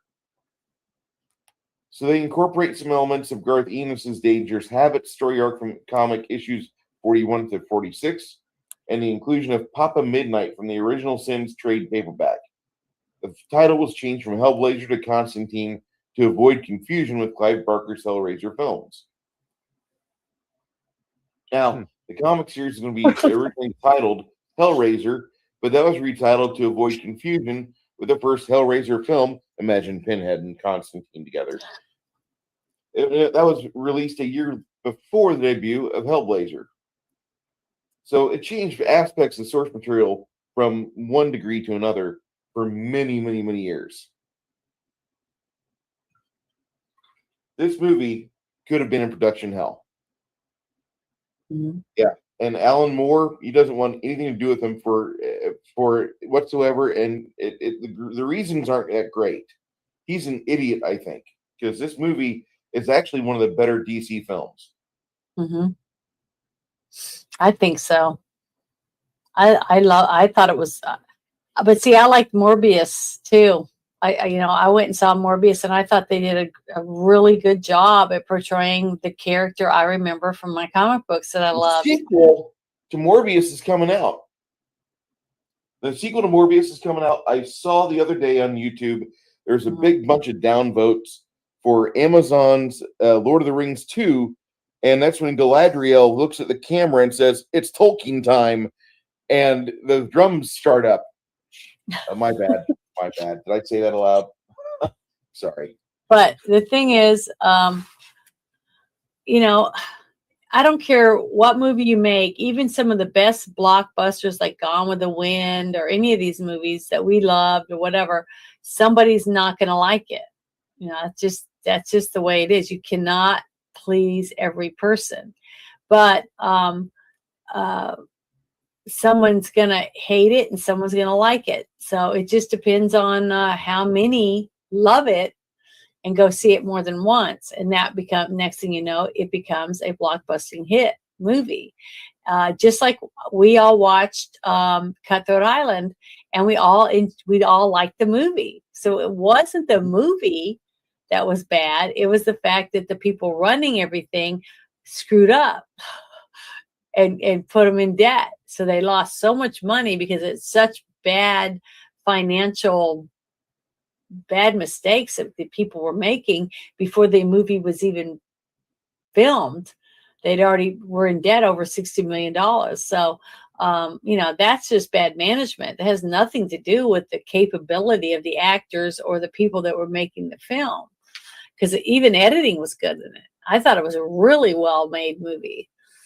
And but that's what it happens when once you get all the sets and you get the actors and you get all the stuff you need to do it, and you got the special effects set up and everything, and all of that's put together and it's edited, okay, and pieces are taken out. So maybe there was a scene like you said about the cut scene, when you see something that's in there and you're like, that didn't fit, that stuck out like a sore thumb. Why was that scene in there? Well, the person that edited it should have taken that line out of the movie.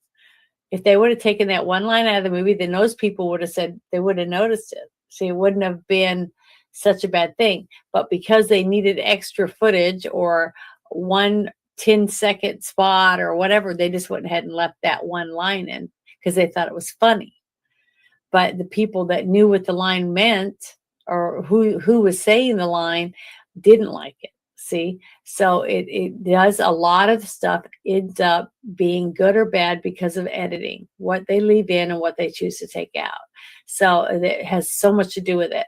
So when you even the movie that we watched, that the Gamers movie, the very first one, Mhm. with the purple ninja in it, right? I loved it. I thought it was a great movie. Now, it could have been better if they had money, if they'd been able to have professional costumes and professional sets, things like that. It would have been a lot better. And the kids would have been trained with acting classes, things like that. But that's one of the things I love about independent films, is the fact that they have to go the extra mile to find a way to get something on the screen. And get you to see it on screen, like the gateway that they had. It was dorky and comical, but that's what gave it its charm to me. Is the charm of it was the fact that you could tell that this was a brand new group of kids making a movie. They had no money and they did the best they could to make it. And Crafty was probably a couple boxes of Twinkies and some bag of chips and some soda pops, just sitting on a table where they just go and get what they wanted when they were hungry.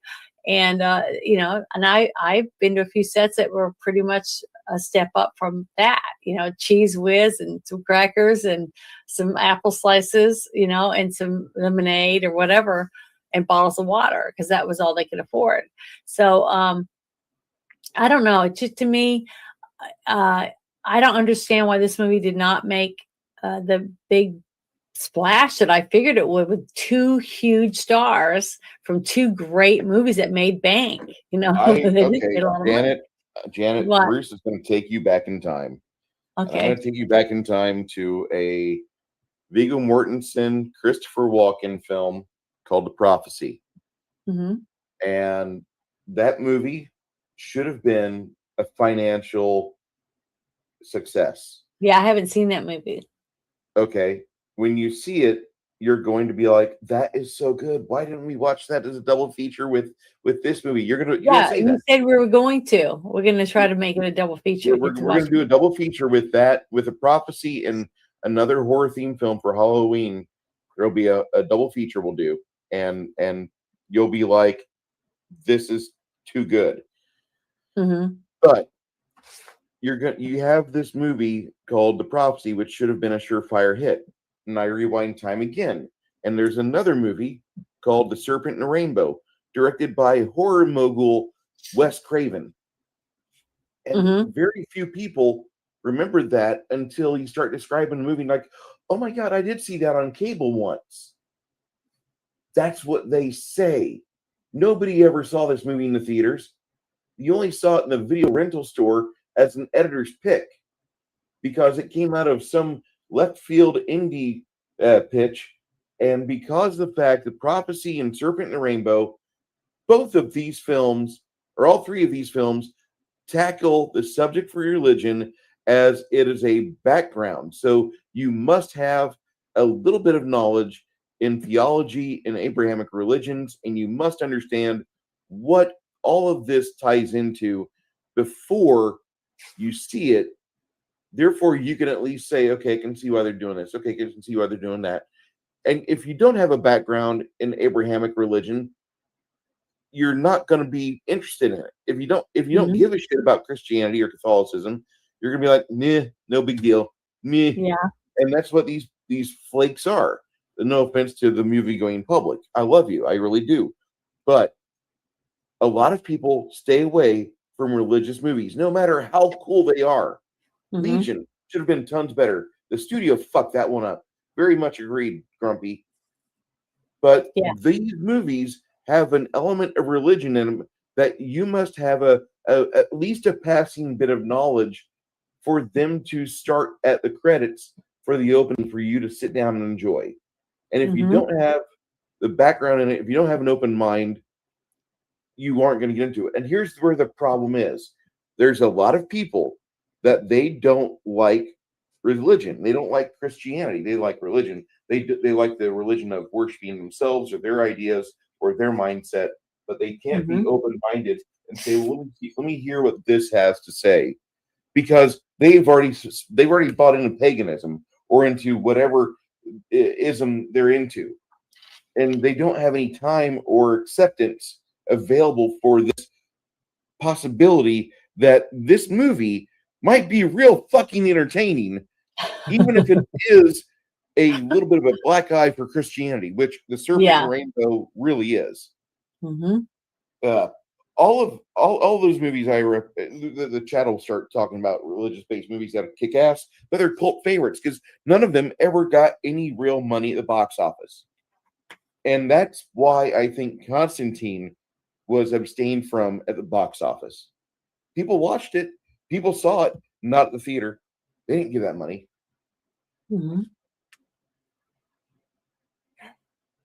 I saw it at the theater, and I thought it was phenomenal.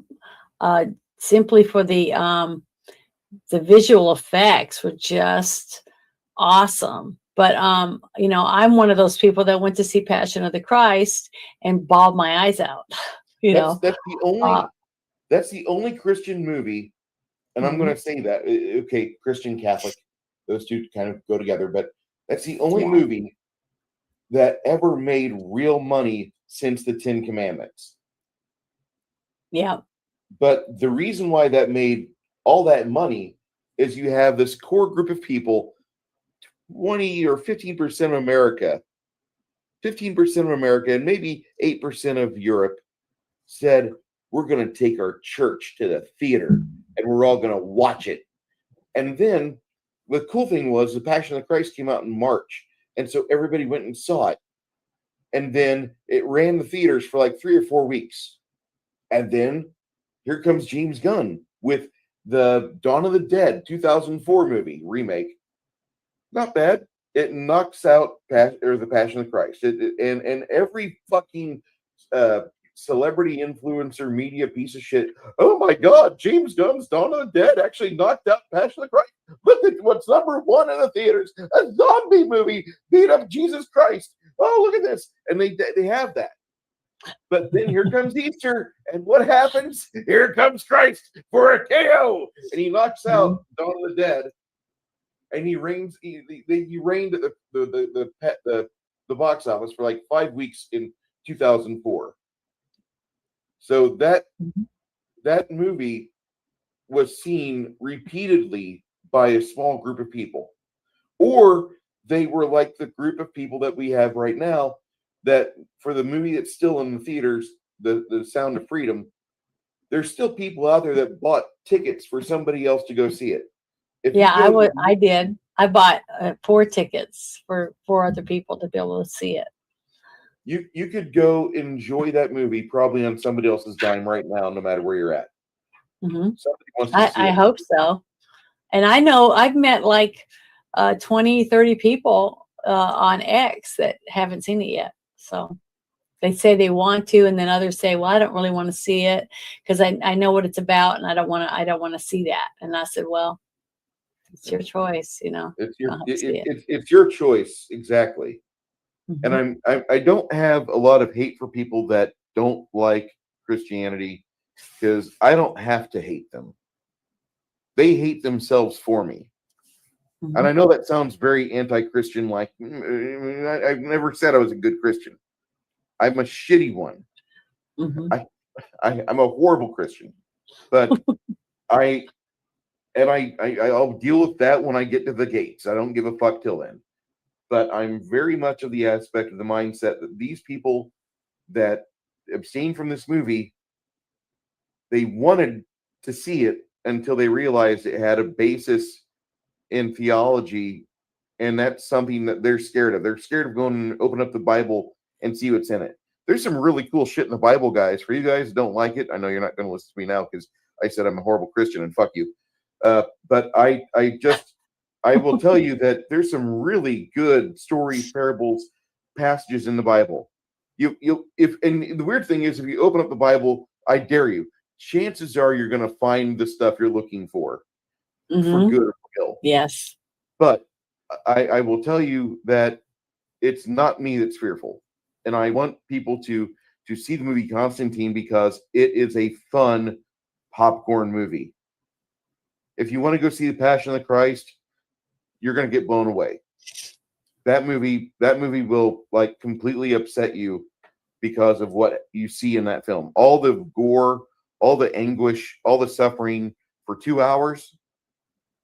And then it goes on for like 3 full hours, I think. It's a great film. Wonderful movie. I thought it was phenomenal. I mean, even though I knew every character in the movie wasn't really the person, we know that wasn't Jesus Christ. We know that wasn't Mary. We knew that these people weren't real from the Bible, but the vision that it gives you to show you the suffering that these people went through and the joy that they went through too, to know there was something more for them in the afterlife type thing. All of that, it was just motivating and moving. Okay. So I cried my eyes out when I left because I felt like a speck of sand. I felt like what God sacrificed for me, and I'm just this little tiny speck of dirt. At least I don't know if that makes any sense to anyone else, but that's how I felt when I left. I just felt so privileged, just like what I said, and that's what came out very prominently to me as soon as Gabriel's character first started talking to Constantine's character about how humans are petty, self-centered, selfish, and they don't deserve the gift of a soul, to choose what they want because they don't know what's good for them. And who does that sound like? That reminds me of every big politician that's goes into a job that makes $100,000 a year. I know it always is related to politics for somehow, but you start your job, you get $100,000 a year, you're in there for 8 years, and you come out, and now you're a multimillionaire. Why is that? How does that happen? And that happens because of greed, dirty deals, or whatever else type of thing. So it's corrupt. And I feel the same way about anything. Overindulgence in anything is wrong. I mean, if you drink all too much and it causes you to not follow through with the responsibilities, then it's wrong. If you eat too much and you're not letting it let you do the things you're supposed to be doing with your responsibilities, and it's wrong.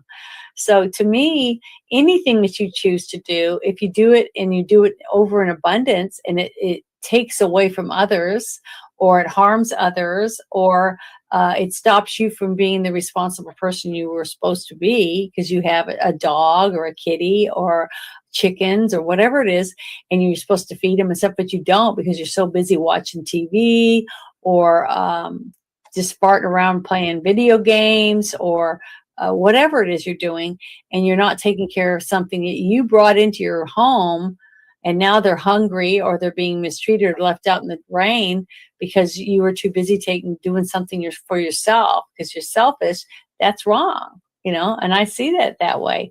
And and I've been made fun of pretty much my whole life because of my vision or things that I see or I think should be done a certain way. But you know, that's life. You know, some people don't agree with me, and those people aren't gonna want to follow my lead. Which is fine. And I'm lucky to have the choice, you know, because was lucky enough to get to grow up in a country where I do have freedom, you know, because I have been able to see other countries where they didn't have the same rights as me. So, you know, I'm thankful for that. And it's sad to me that we have people in charge that want to take all that away and turn us into that country or that one. You know, they tell us apart. still want us to stay the same Christian conservative nation that we were back in the 1950s. Not that we were a great nation then, but we had people in Middle America that honestly believed that we were doing the right thing. And there was a period of time where we were on the right track. There really was.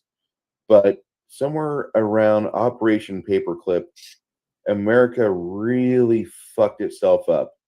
And we got in bed with somebody that really doesn't like America.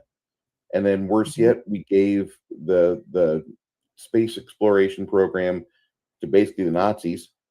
And we had a lot of their scientists here doing the same experiments.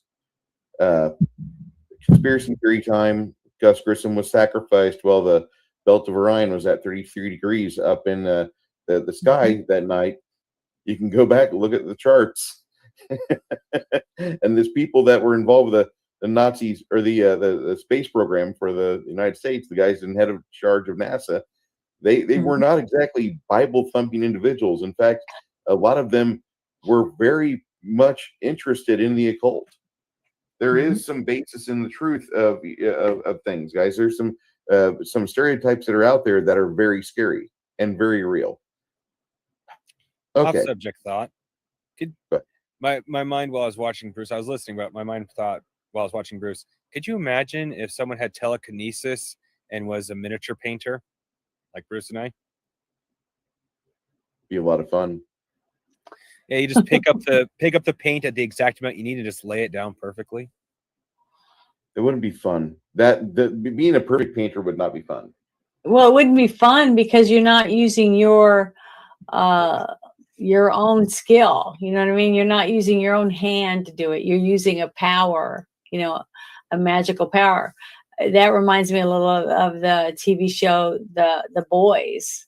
You know, the writers of that hated superheroes. So they wanted to make superheroes the way they thought they'd really be, which is a bunch of assholes, you know, because if you know you can snap your finger and get rid of all the dickheads that you don't like just because they looked at you wrong or they took your parking spot, you know, in no time there wouldn't be anybody left because you'd get rid of everyone. You know, what kind of world is that if every single person was the same? If every person looked the same, acted the same, ate the same food, wore the same clothes? I mean, what a boring world we live in.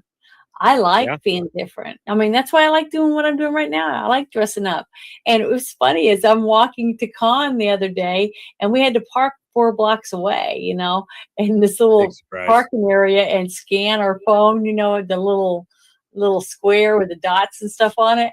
And we're walking and the person I'm with is dressed as magenta, and I was dressed up, you know, as an Andorian, and people were turning their head looking, and they knew that, wow, look at those weirdos, you know, where are they going?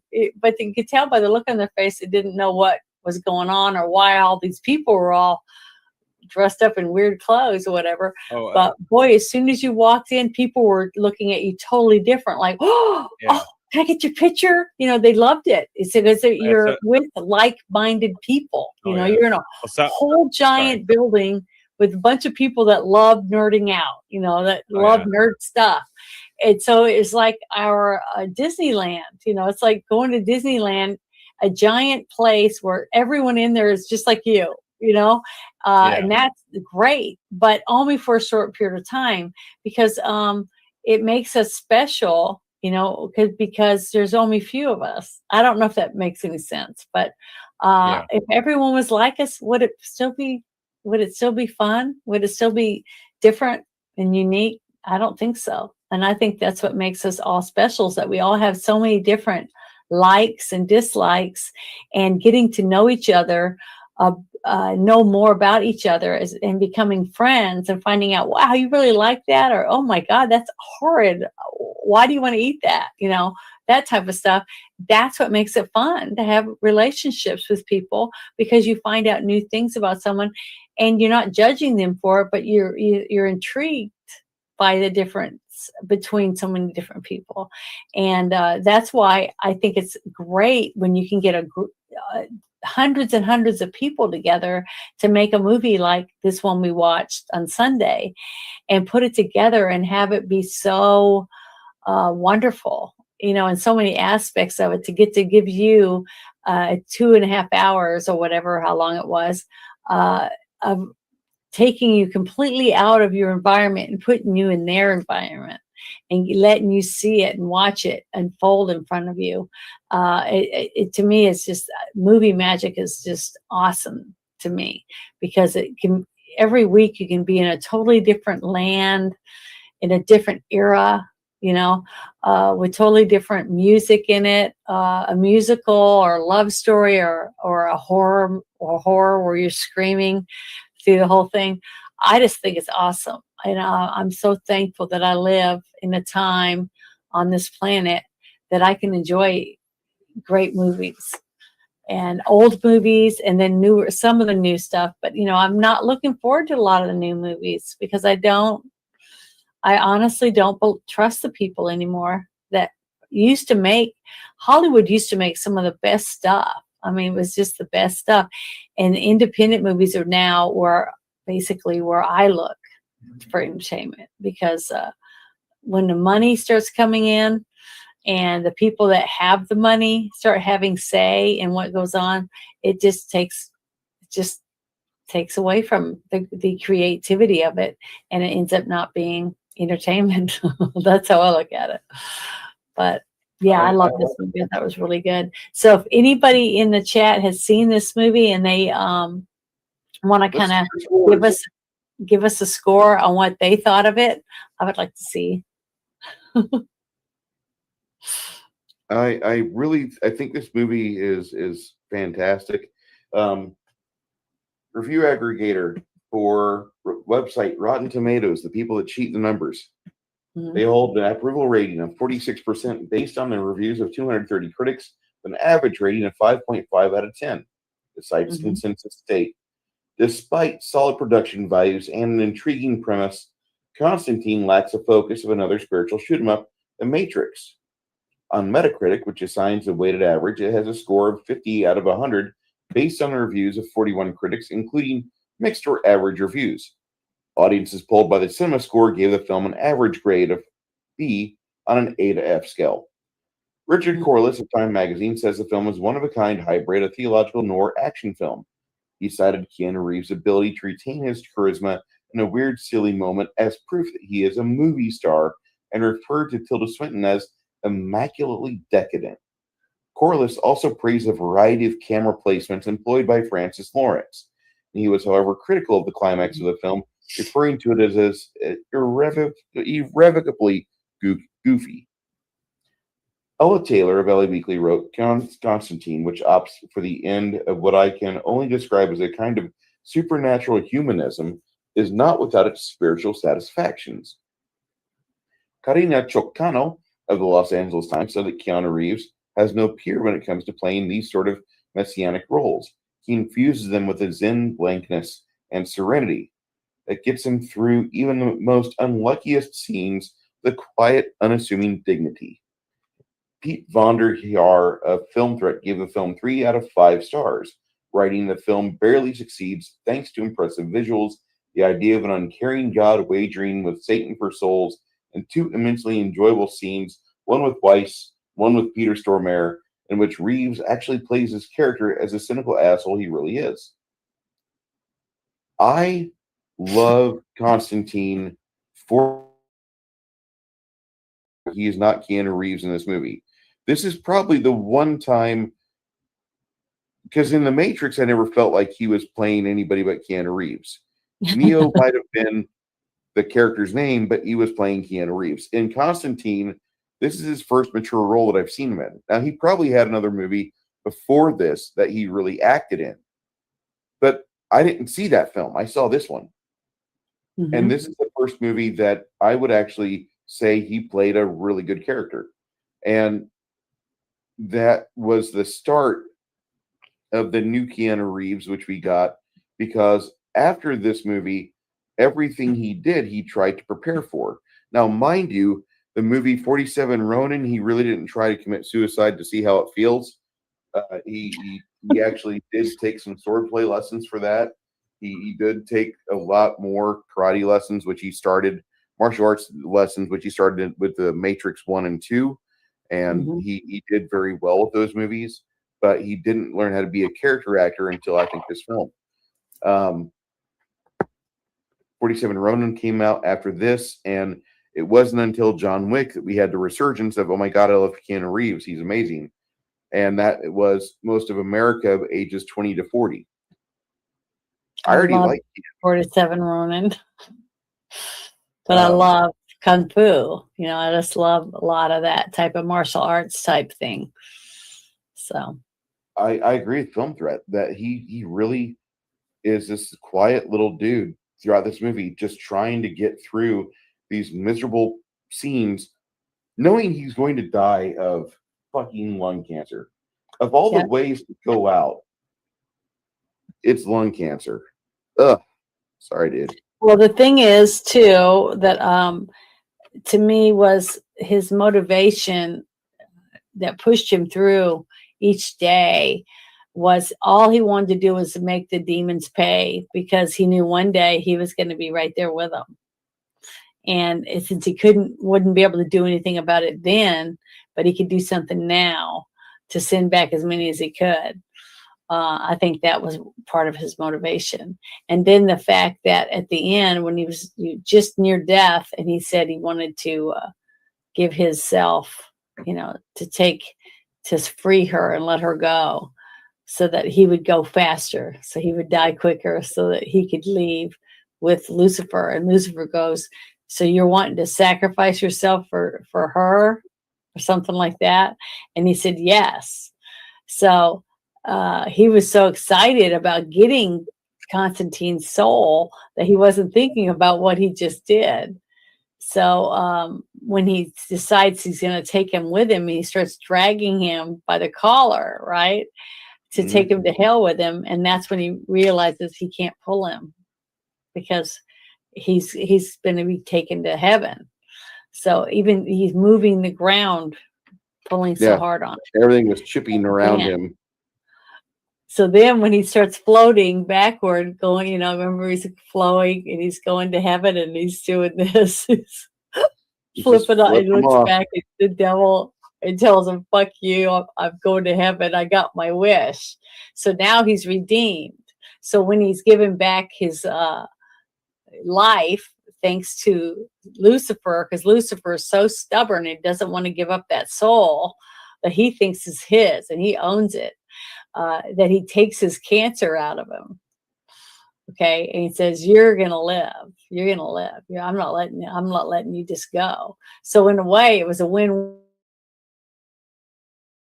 for God and for Constantine, because God got someone that's going to stay here longer and drive demons out, right, to protect humans and human souls, and give them a little more time to think about their actions, and maybe more of them will choose to go to heaven.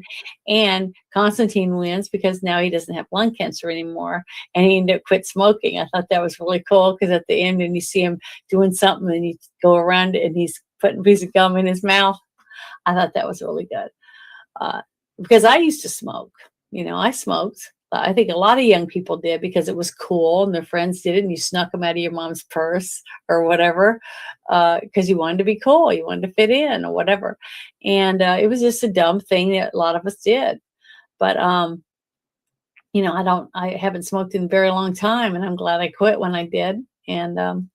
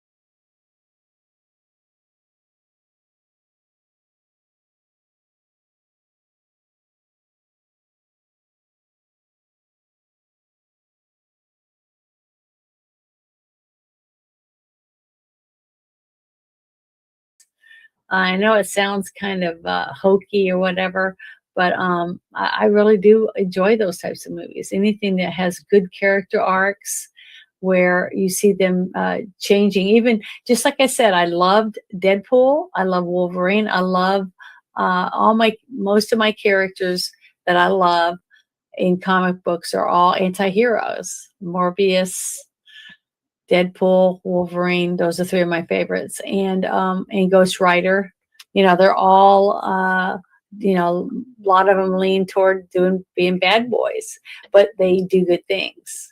I don't know if that makes sense, because to me, maybe it's the human quality of that every one of us sins, every one of us makes bad mistakes, but a person that says, I don't want to do that again, I'm going to try to better myself, and works towards that is what I try to strive to tell people to do, to just try to, only you can do you, someone can come and help you and assist you or give you tools to do better, but only you can make that decision, Yeah, if you want to Tony lose Robbins, weight or whatever, you have to do it yourself. Do what? I'm sorry, Bruce. you can go to all the Tony Robbins self-improvement speech seminars you want. You can do all of them. Hit every single one of them. But if you never put any of that in practice, you wasted your time and your money. And you inspired me for a movie that I want to watch now. When you said Tony Robbins, I would love to do Shallow Hal. It's a good comedy. Not bad. It's Jack Black though. That's the problem. I'm sorry. I look at Jack Black and I'm like, damn it. Oh, that was Jack a failed abortion. Sorry. I just love that movie. I don't really like a lot of his movies, but I like that one. I like the story behind the story. So the next movie we will watch for this, some of you know this from last night because you were there in the Discord, and that movie is going to be the Dune 1984 Spice Diver edit, which is 3 hours long, and looking forward to watching that.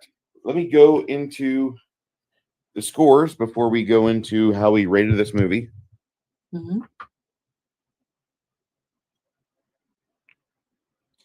And Grumpy Old Ninja, that's okay. Honestly, I presumed I missed you saying hello. Wolfton Media, thank you for being in here and doing all the quotes and interacting with the chat.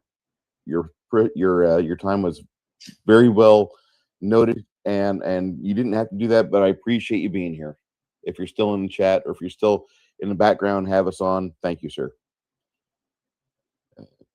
Good company, barbecue, and fuzzy navels help make the experience more enjoyable when the films aren't up to snuff. A fuzzy navel would have been nice. Yeah, I haven't had a fuzzy navel in forever.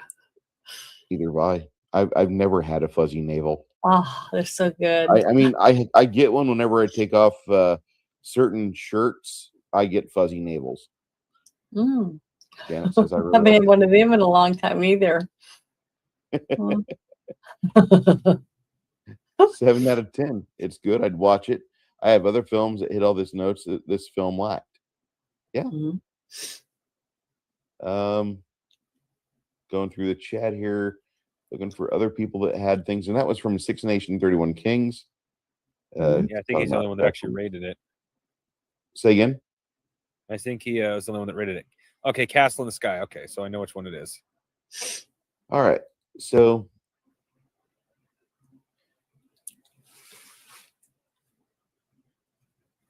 I don't think I've ever had a fuzzy navel. I do like a zombie from time to time. They've got vitamin C and schnapps. Can't go wrong. Okay. That's right. All right. Getting drunk off good that stuff. immediately reminds me of the white man's cure for some fucking Asian disease. It was a South Park skit. Breathe, Timmy, breathe from the bag of vision. Something we forgot to say about the movie was the fact at the very end of the movie, after Chaz dies, trying to save the girl from getting stabbed and having the son of Satan come out of her stomach, you get to see him on top of his own headstone as an angel. So I just wanted people that didn't know that was a pretty good part that I saw, because somebody was saying that wasn't in the movie, and I was like, I saw it at the theater, and that happened in the movie. I remember it, and Well, it did happen. I was just that was me simply saying Was that you that said that you didn't think it was yeah. in there? That you thought it was in the outtakes or something? Yeah, I don't remember seeing that in my DVD copy, but Yeah. It's at the very end of the credits. Do what? The scene where Chaz turns into an angel. He flies off. That the last 30 seconds of the credits. Mm-hmm. Yeah. Like after the credits, like literally, it's a post-credit sequence. Mm-hmm. Yeah, my dad always said there were Easter eggs. So they call them. Yeah. The present If you think for about you, it. the people that stayed longer in the theater. So I always sit and wait, almost for every movie. That's pretty good. That's the base for your Skeletor. Yep. Is it like a bobblehead because it wiggles around and stuff? No, it's 3D printed. It's solid. No, I mean when you set it on the thing, it doesn't wiggle. I just It moving wiggles it a around. little bit. Hey, Wow. Kathy.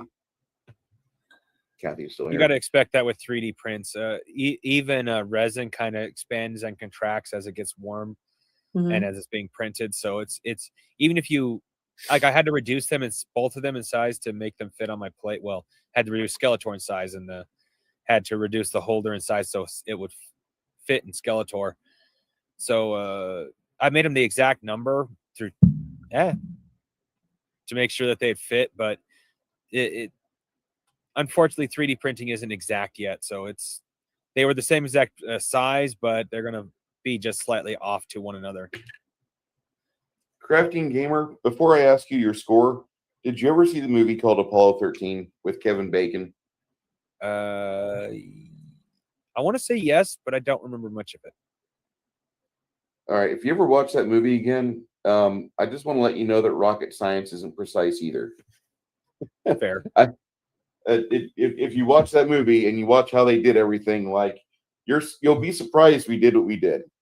That's all I'm really going to say. But that is a fantastic film, and I want to know what your score is for this movie. However you rate it, but I want to know what you feel about it.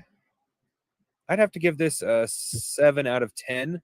I really liked it, but there's a few things I have issues with. Well, like Janet says, that most of them I have to say come from editing. Because, like, for example, the one demon, if they had just reshot that so she didn't sound like it was personal, there wouldn't have been a problem. And I can't think of anything right off the top of my head. But there's a few other things that I do believe comes down to editing that really I have an issue with. But that's usually what I have the issue with, is little things like that. Like my one real issue with Tremors was they actually showed 3 Tremors when there should have only been 2. Yeah, that's editing. That was editing. I remember that. You said 7 out of 10? Yep. Okay. Janet, where do you sit? My score is 8 out of 10. And most of my 8 comes from because I absolutely loved all the special effects. I thought the special effects were above and beyond what I expected for a movie. And when I found out that the director used to direct music videos, then it started making it. I understood it, because I remember sitting for hours watching MTV and how awesome all the videos were and how much detail was put into it to cram in a very small amount of information in 3 minutes, basically for some of the longer videos. So I just thought it was really good. Now, the editing too is what I would blame for most of the mistakes that I found in the movie. I would blame on editing because they different things that they cut out to make it timely. Sometimes they cut out something they should have left in and cut out just air, dead air time, like when they're driving down the road. There's lots of things to me that they could take it a tiny second here, a second there out to give the 5 seconds you need for this other part. You see what I mean? But hindsight's 2020. We all can be, cheer couch warriors or whatever and pick things out and say this, that, and the other. But we might have probably made the same mistake if it was us editing. So, but that's the only thing I could find is little things like that. I thought everything else was great. I thought they did the person who chose the actors for the parts did extremely well at picking characters for each part in the movie to fulfill their needs and to make the characters believable, especially with the character that works in the bowling alley. I thought for such a small amount of screen time and a short amount of lines and stuff that you actually cared about it when he died. That is very hard to find in any movie, to where you actually are sad when that person dies and they're just a few seconds late. I just like that. I just thought that was really good. And that to me shows how well written the script was for this part and the person they chose to put in it, with facial expressions and body motion, things that they did, and the actual script put together made you love this person. So that's great. That's good acting. And wasn't he the same guy that was in 300? Looked like it. I think it was the same actor that was in 300 telling the story. I think it was the same guy. And he was also, wasn't he the same guy that was in Van Helsing and played the monk? Yes. Or the young friar? He wasn't Yeah. a monk yet. Remember, he was a friar. I just love him. I just think he's so good in every part that I've seen him in. I've not found a movie yet that I didn't like. You're talking about David Winham, I believe. Yeah, I liked him. I really like him. I think he's got excellent facial expressions to fulfill whatever it is that he's trying to get you to see. And I just don't think there's very many actors that have that ability. The gentleman that was in Galaxy Quest that wore all the costume makeup, he was the theatrical guy. What was his name? Talking about Snape. Snape. He played Snape in the Harry Potter. Yes, Snape. Yeah. He played Snape. That actor, he was one of them. He's one of the same type of people that Alan just Rickman, from a look or the way he looked at you, you know what I mean? Yeah, When you Janet, look at another character, I just found out that telepathy does not work because I just tried to put Alan Rickman's name in your head and you drove right past it. I'm sorry. Okay. I see it now in the chat. But yeah, I could not remember his name for nothing. I don't know why I do that. I do that a lot because I've got like 70,000 things all running through my head at one time, which is my tabs open. That's just me. But if they were all naked, maybe it would be a little better, but they're not.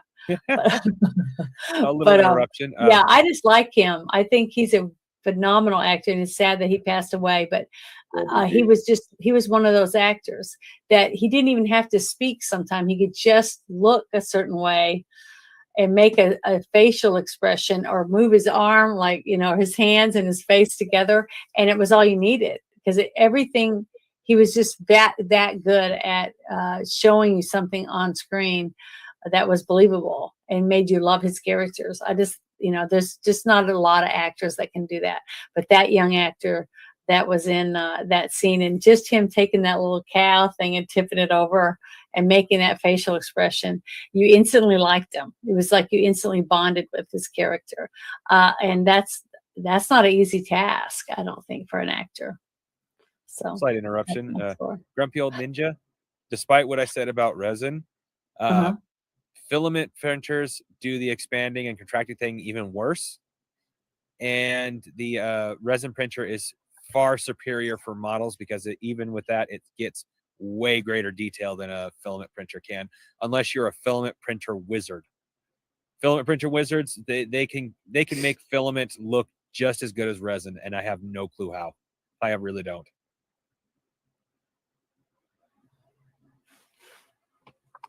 So I'm excited. Sorry, but I wanted to say that before I forgot. Grumpy old ninja Kintaro says, I'm at 8 out of 10. 9 because this should not have been as enjoyable to watch, given how much it diverts from the source material. However, this movie holds up. And I feel that that is how I am very much going to describe my appreciation of the movie. I know this movie goes nowhere near where Hellraiser the comic goes. I get that. Yeah. But I understand that Keanu Reeves is he's lightning in a bottle. And it's weird because it took him to be a 50-year-old actor for him to be lightning in a bottle.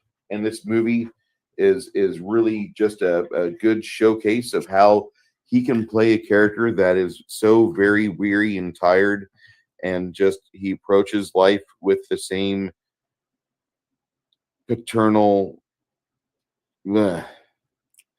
as he does every day. And missing out on helping Chaz is, it probably hurt him in the end. But he's going to he's going to have a whole new group of issues to confront now that he's free from the cancer and he's free from all the other things that are going on with his body. And he has Lucifer to thank for all of that, which it kind of hurts me as a Christian to say that, but okay. I think this movie is a solid 75 out of 100. I'm not going to rate it a full 8 because there's a lot of parts of this movie that I watched and I was like, meh. And there were other parts that I thought were fantastic, like the holy water and the sprinkler system. Good job on you, Chaz. I thought this movie had moments of greatness, and other parts of the movie, I was painting this figurine right here I hold within my hands. And I was enjoying that time quite a bit. Will I watch this movie again? Now, here's the fun answer.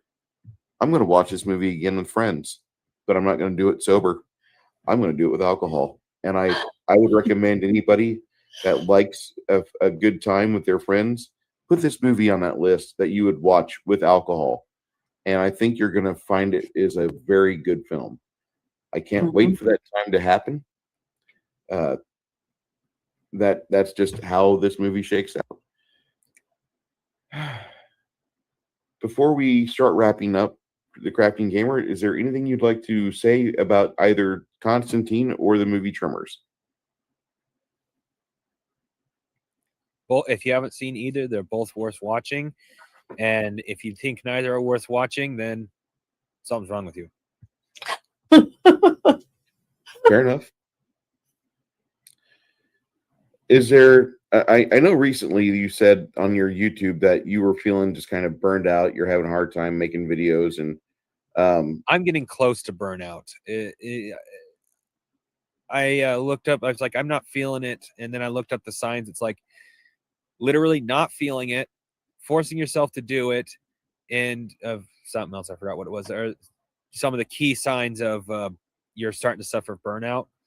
So it's like, I better cut back. Otherwise, I'm just going to stop making videos altogether. Yeah, I think you should probably just kind of hang out for a minute and just see what good comes out of the things you've already done. You've got a lot of Robotech videos on your YouTube. For people that are not aware what Robotech is, years ago there was a Japanese cartoon series that was fantastic and fun to watch. And then some people at Palladium Books, they wrote role-playing game stuff for them. And our friend, the Crafting Gamer, right here, he has done the job of putting together really informative videos, all based on Robotech. That's what his meat and potatoes is right now. Let me put his link in the chat. There's also talk that this movie, Constantine, pales in comparison to the TV show Constantine. That usually actually happens. I find that if you like the movie more, liking the movie more than the TV show is very rare, because usually the TV show can go into more depth and really explore the parts of the character the movie can't. Mhm. Well, yeah, because you have more time. Uh-huh. Because you have hours and hours and hours, and the movie only have a couple hours total. Uh-huh. But I haven't seen the TV series, so I have to say the movie was better because that's all I've seen. Yeah. And I'm excited now. I'm really excited about knowing that there's a sequel being made. I wonder if it's going to have Shia LaBeouf in it as the guardian angel or the archangel or the angel that comes down and. My Does it? problem with this sequel is that so far I'm seeing J.J. Abrams is involved with it. So I'm going to have a Doomcock style absenteeism from the theater if that happens.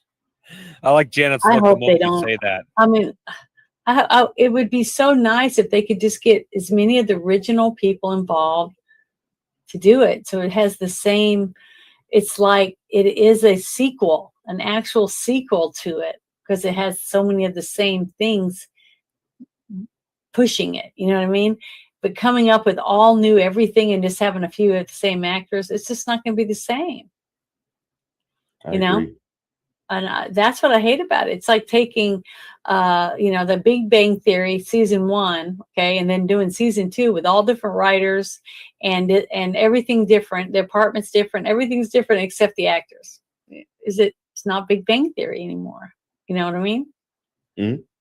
So that's I what I agree. hope they don't. I hope they don't ruin it. They got a really good chance of making a really good movie, and I just don't want to see Keanu Reeves in a bunch of bad movies when he ended so well with John Wick. You know what I mean? He Well, stepped okay, down. that seems to be the current prognosis, though, because we have Exhibit A, which is Nicolas Cage, Exhibit B, Bruce Willis. Both were known for their high points in action films in the 1990s, Mhm. and Bruce Willis just retired because he has hearing deafness in one of his ears. And the last 8 movies he did were all immediately to digital, not even rental, digital. The new Mhm. rental, the new below cable. And then Nicolas Cage, well, you saw Willy's Wonderland, right? So if Keanu Reeves just puts up the acting scarf and he says, "I'm done for a while. Let me age another 10 years and I'll pop back as Doctor Who." Oh, wouldn't you all be happy? Mhm. I think that would be a splendid. That would be splendid to see Keanu Reeves take on the role of Doctor Who. Sorry. Mhm. I honestly feel that he needs to take a break because otherwise he's going to be in 7 or 8 or 20 movies that are absolute dog shit, and I Mhm. don't want to see him in that.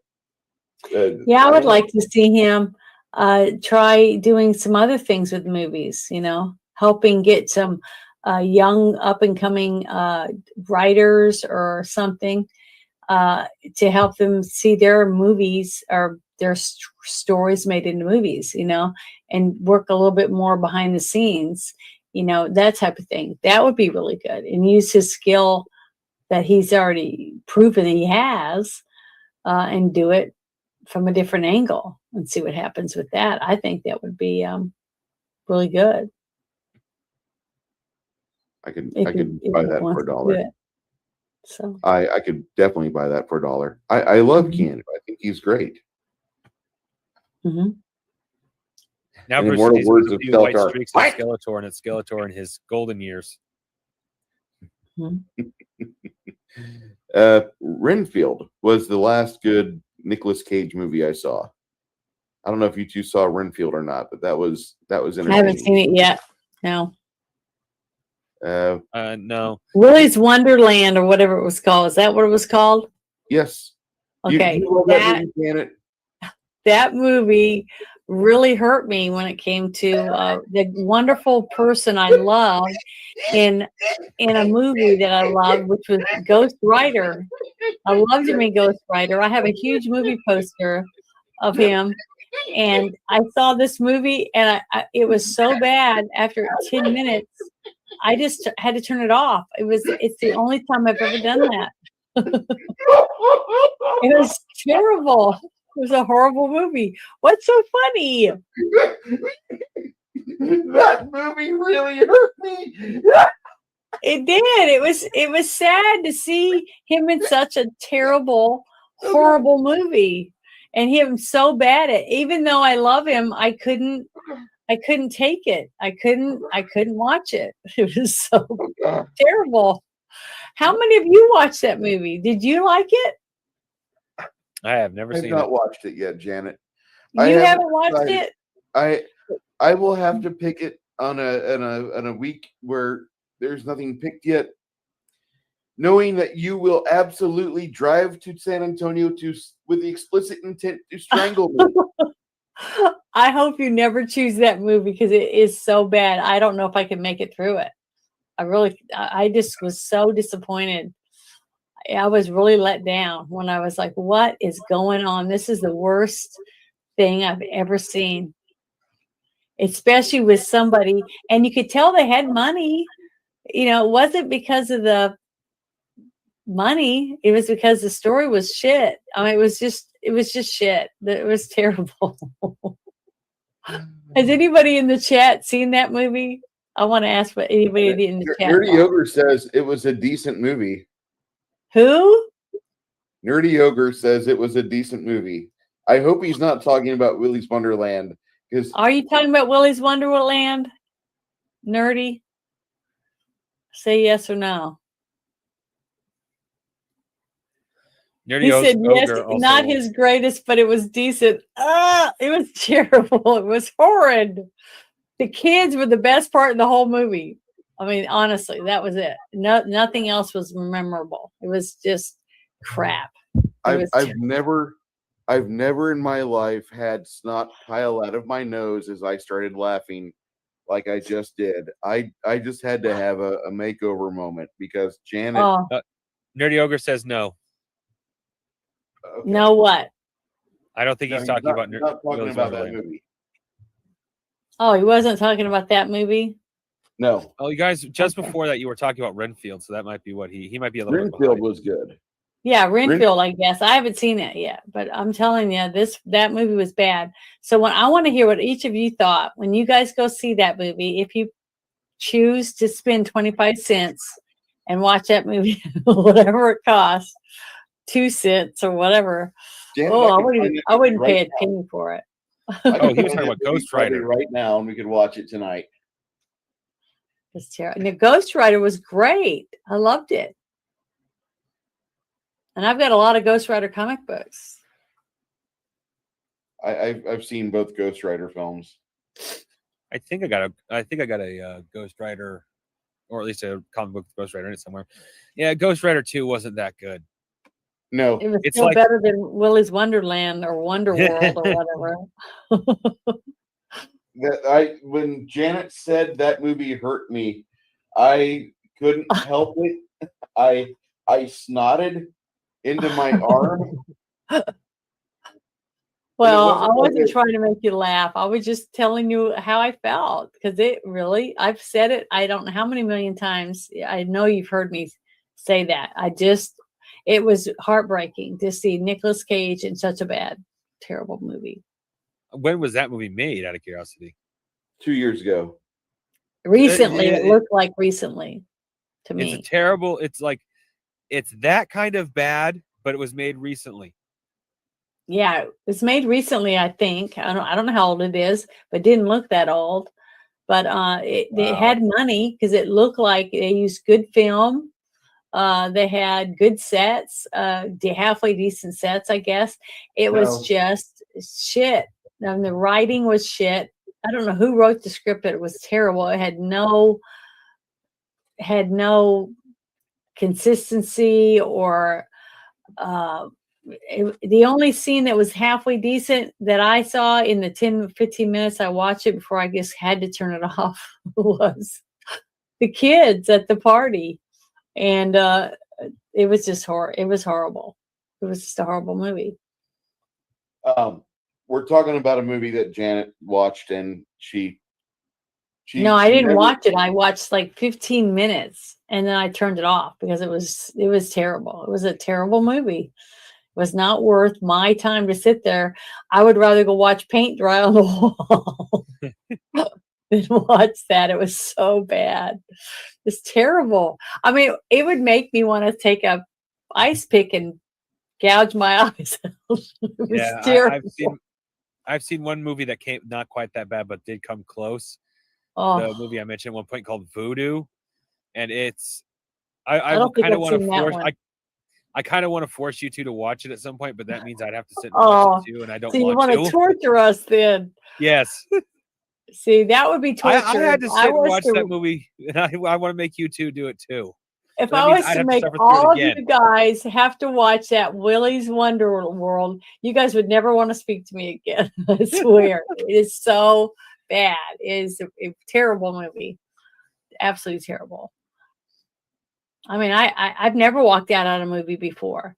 There was a movie I watched with Mel Gibson. I can't remember the name of it right now, but I'll look it up. But I watched it, and I had friends get up and leave. They thought it was so bad, and I thought it was halfway decent. I mean, like what Nerdy was saying a while ago. But this movie, it was one of the ones I would have got up and left if I was at a theater. I would have said, "Holy crap! I can't believe I paid to come in here." So it was bad. Yeah, But I just want to say thank you to everybody for coming tonight. I really am thankful because without you guys, we don't have a show. There is there is a promise. If we ever do Willy's Wonderland, I will pay Garrett extra money to sing with me the theme song of Mystery Science Theater 3000 at the start, because that's the only way we're going to be able to get Janet to watch that movie. Oh, It's if we riff it. I'm gonna have to turn it on and off and get me food and bunches of alcohol or whatever, something. Put an IV on me. and then the Give me next some Monday, laughing gas from the dentist, something to help and me then the get through it. following because- Monday we have a Junk Janet stream. Yeah, we're gonna have to do something. I don't know what I'm gonna do because I don't know if I could sit and watch the whole thing. Paramedics rather today watch arrived at Janet from Another Planet's household, only to find her unresponsive with 40 bottles of vodka near her unresponsive corpse. Yeah, 7-Eleven. that's these little bottles, those little bitty chuggers. You know, those. That's what I'd be doing, chugging those things. I tell you, so I wouldn't be numb from here down. Because it's bad. It's bad. I mean, I haven't met one person. I don't know anyone that in person that I've met that's ever even watched it. So I've never even heard of it. My library doesn't have it. that's why, because it is so bad. If I was Nicolas Cage, I'd want to buy every single movie that's out there and have them destroyed. If I was that rich. Isn't that what George Lucas did with the holiday special? That is what George Lucas did with the holiday special. He bought. That's what Disney tried to do with the Family Guy parodies. At least that's my understanding. I don't know if that's actually true or not, but that's my understanding. I actually could see Disney doing that. The internet says a lot of things, but usually Disney, they're not far off from reality, sadly enough. Yeah. No, they're not. Well, I'm almost done with this guy. Let me think. It's looking really good, Bruce. You've done a great job. Yeah, no offense. I prefer the color choices I used for mine, but I think yours looks amazing as well. Oh, I wanted to show the crafting gamer this. Look at this. Ooh. You see that earring? Oh, yeah. My daughter bought me these when we were at the Nice. con. There, you see? Look. I got the little D20s, right? Yep. Nice. That's what they're called. So I'm gonna wear them when next time we game. Maybe Nice. they'll give me some luck with my dice because my dice suck. Yeah, when I finally get that box and send it to you, I'll probably send you a couple pieces of jewelry I made. One of the things I like to do is make jewelry. That's what I told Bruce. I said, your whole channel's around gaming. You could sell jewelry for women, with this kind of jewelry, and you could sell, figurines. So I would sell my figurines on here. I might do that. I might make some type of art that I can sell on my channel. I'll some be of my selling pictures. these on the desk of shame aren't finished yet, but here's prices. A character like this, which has a 28 millimeter base or 25 millimeter base, this guy is going to run for about $8 because I didn't really go into detail on him. However, if we're going to talk about this character here, which I did spend some time on, and he's got his little cart, and you can see all the various things I try to add there. That guy's going to run $20. Yeah. Giants that I've done in the last 6 months are going to be going for 30. Yeah, that's look how good that is. Well, That's with what so you can see nice. on my picture, what do you think my wyvern's worth then, Bruce? Your I wyvern, got someone who might be interested. I would sell it for no less than 75. Oh, that's more than I would. Yeah, but see, you just got to get some good pictures of your stuff and start putting it in your store. I really think it. I mean, people come to your channels because of what you do and what they see you doing. And once you get a few people to buy them and they get them at home and other people see them that they have it, it's just like all these collectibles. People were walking out with bagfuls of stuff at con, and every time I see that, I'm like, I don't see why most of my friends that are on YouTube that are, geeks and gamers or whatever type people aren't selling those types of products. Because if you've made it and they've watched you over time making things, it's a personal piece of you. You know what I'm saying? I think it's awesome. I would want to buy something like that more than I would go to the mall and buy something that's from, a printed out thing that somebody just printed out. These are handmade, hand sculpted or hand painted, items. I just think that's like really cool. And if you don't sell one, you don't sell anything. It doesn't hurt anything. You just have it listed. Look at this guy. I don't have the new. Sorry. I love his orb in the middle of his chest, the stone. I mean, it looks awesome. I like it. I don't have the new camera up because the internet, the browser wouldn't accept it. I think I got to play with my settings, but it's kind of hard to see from a distance. But this is a pirate I painted. Yeah, see, that's what I'm saying. The thing is that's what people come to your channels for. That's what I would definitely want them to see. Hold that one. Hold it back up there, Crafting Gamer. Okay. Yeah, see? How tall is that fig? How tall is she? This one would be giant sized at 60 millimeters, but that's because someone suggested, hey, if you're gonna go ahead and 3D print stuff, go ahead and make them on the bigger side so they're easier to see on camera. I got a couple of smaller figures for scale. You printed that one off? Yep. Wow. See, you did a great job. Very good job. And then also what I would do is if I was going to have a once a week where you like highlight a few of your pieces and you talk about the work that you did and how you printed it out, what colors you purchased, all that stuff, to get people to understand what type of 3D printer you have, what you specifically bought it for, what type of things you're going to use it for, and then show actual stuff that you did make, and then say, this one's for sale, this one's for sale, and this one's for sale, and tell them how much it is, and have a video about it. And I think it would be really good. I mean, I don't see why I can't believe that Bruce wasn't already doing something like that already. The only reason I'm not is, wasn't. I ain't going to see about doing it because I actually like painting enough that it's something I'll do prolifically. But in the case of the leather, because I love making with leather, but it takes so long, I don't do it prolifically. I can't just whip out a bag real quick because I do scrap leather mostly, and it has to be made in pieces. So it takes me weeks, if not a month or more, to make a simple leather bag because I also have a bit of ADHD. So Yeah, don't it's got stay to be focused very perfection. long. Yeah, That but doesn't see, the help. thing is, both of you already have a good collection already up.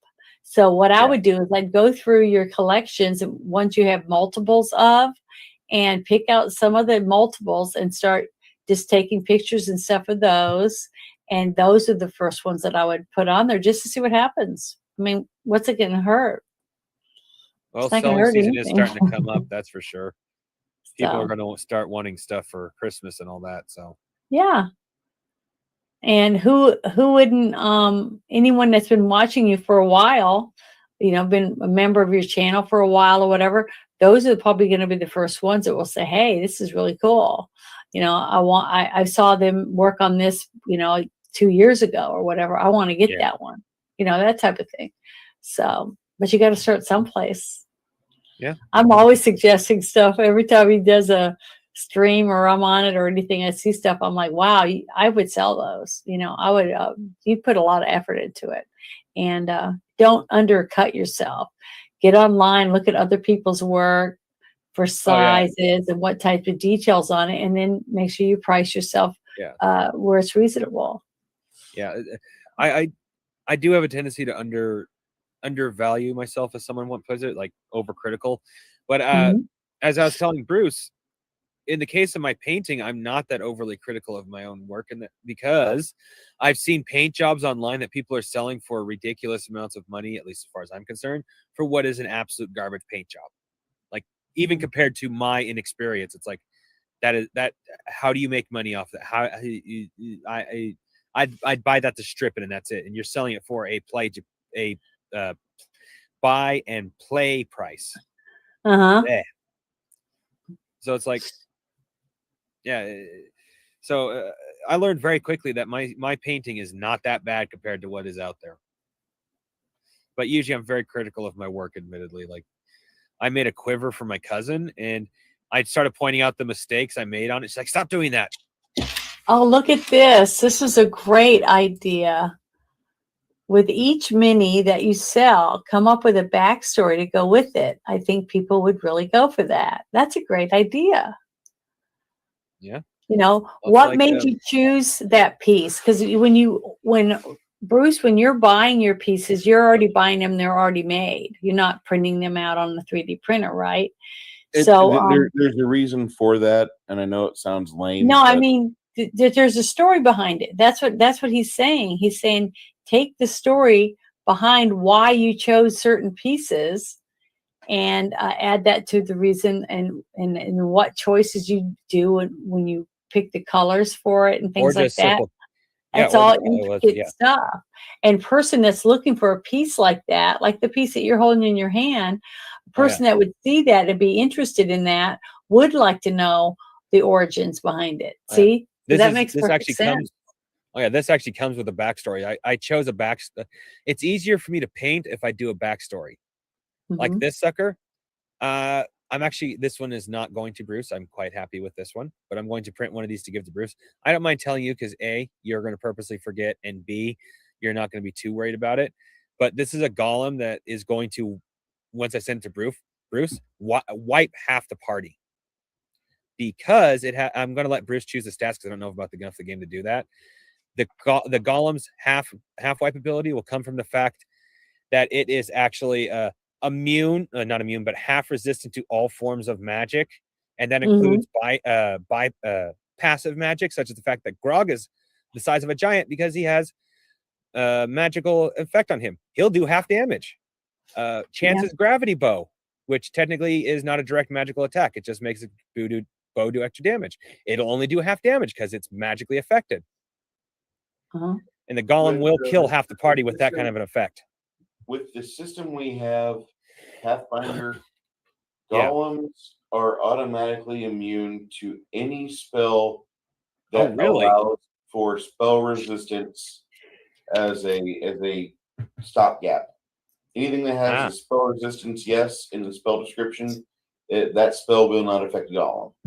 And then for each individual golem, there are certain spells that will affect them, but they are there for a reason like that. Well, his is supposed to take a little bit further, and even ancillary magic, like not ancillary, like side magic, like what happens with Grog. Like I said, it only does half damage because it's considered a magical effect overall. And to keep, let's see if you can see the chain on the back. You can kind of see it. To keep the party there, the golem is covered in treasure. Like if you look inside his mouth, there's actually gold in there. See if I can get a good angle. Yeah, you can kind of see it. Mm-hmm. Because it's meant to be like, I know you aren't, Janet, but there's plenty of players in Bruce's game that are super greedy. There's an emerald in two of his knuckles and in one of his knees. There's a ruby with a golden chain off his back. There's plenty of pieces that are painted with silver, so they look silver, not just metallic. There's one unique arrow that I put in its body, which is supposed to be a magic arrow. Like there is plenty of reason for the players to stick around. I just don't know if they're going to want to if with a golem that. Oh yeah, Bruce said he likes 28 millimeter. Let's see if there it is. 25 preferably, but that's just me. Oh, 25. Well, yeah. This right here is a 28 millimeter figure that's next to the golem. Typically, everything's sold by huge. Yeah. Yeah, the golem is huge or at least large. These I just 25 to 28. That's heroic scale now. We really like the scale. But back in the day, you used to get little 15 millimeter stuff, and I just can't run a game with 15 millimeter. It's good for wargaming. That's about it. Nothing wrong with that, but that's not my preference. We're almost done with the Skeletor. I am going to frock the a little bit of the Castle Grayskull base. I think I went a little different on direction because I wanted to go for the dynamic light sourcing. And I didn't really. I need to hit the cloak with that as well, but we'll see how that turns out. I've not done. This is a hell of a piece to experiment with, but I'll try it. I'll definitely try it. Grumpy Ninja, thank you for the nice earlier. Sorry, I forgot to say something. Yeah, this is a great fig. I really like this figure quite a bit for reasons. I'm still on the main screen. My bad. There you are.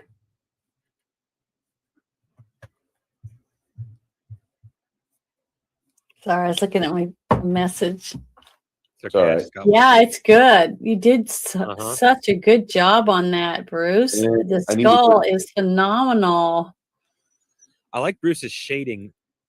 Mine came from a zenithal treatment, which is just from an up angle, so it's an all-around lighting. I think I like Bruce's a little bit better over the fact that it actually has an angle. And the fact that he did the outline of the gold trim around each piece. I'm so jealous of that. It stands out. It stands out. I wish I had thought of that when I did mine. I didn't though. You're good. You're good. I'm just barely a journeyman painter on this. I'm still an apprentice on a lot of aspects. Like I need to really do a better job on the gold there. I really think I could have done a better job there, but I'll go back over it with probably a dry brush. But see, because of doing it that way, you're making it a one of a kind. You know, as long as you don't paint the next one exactly the same way, there'll never be another one like it. You see, that's what makes it so cool. It's a one of a kind.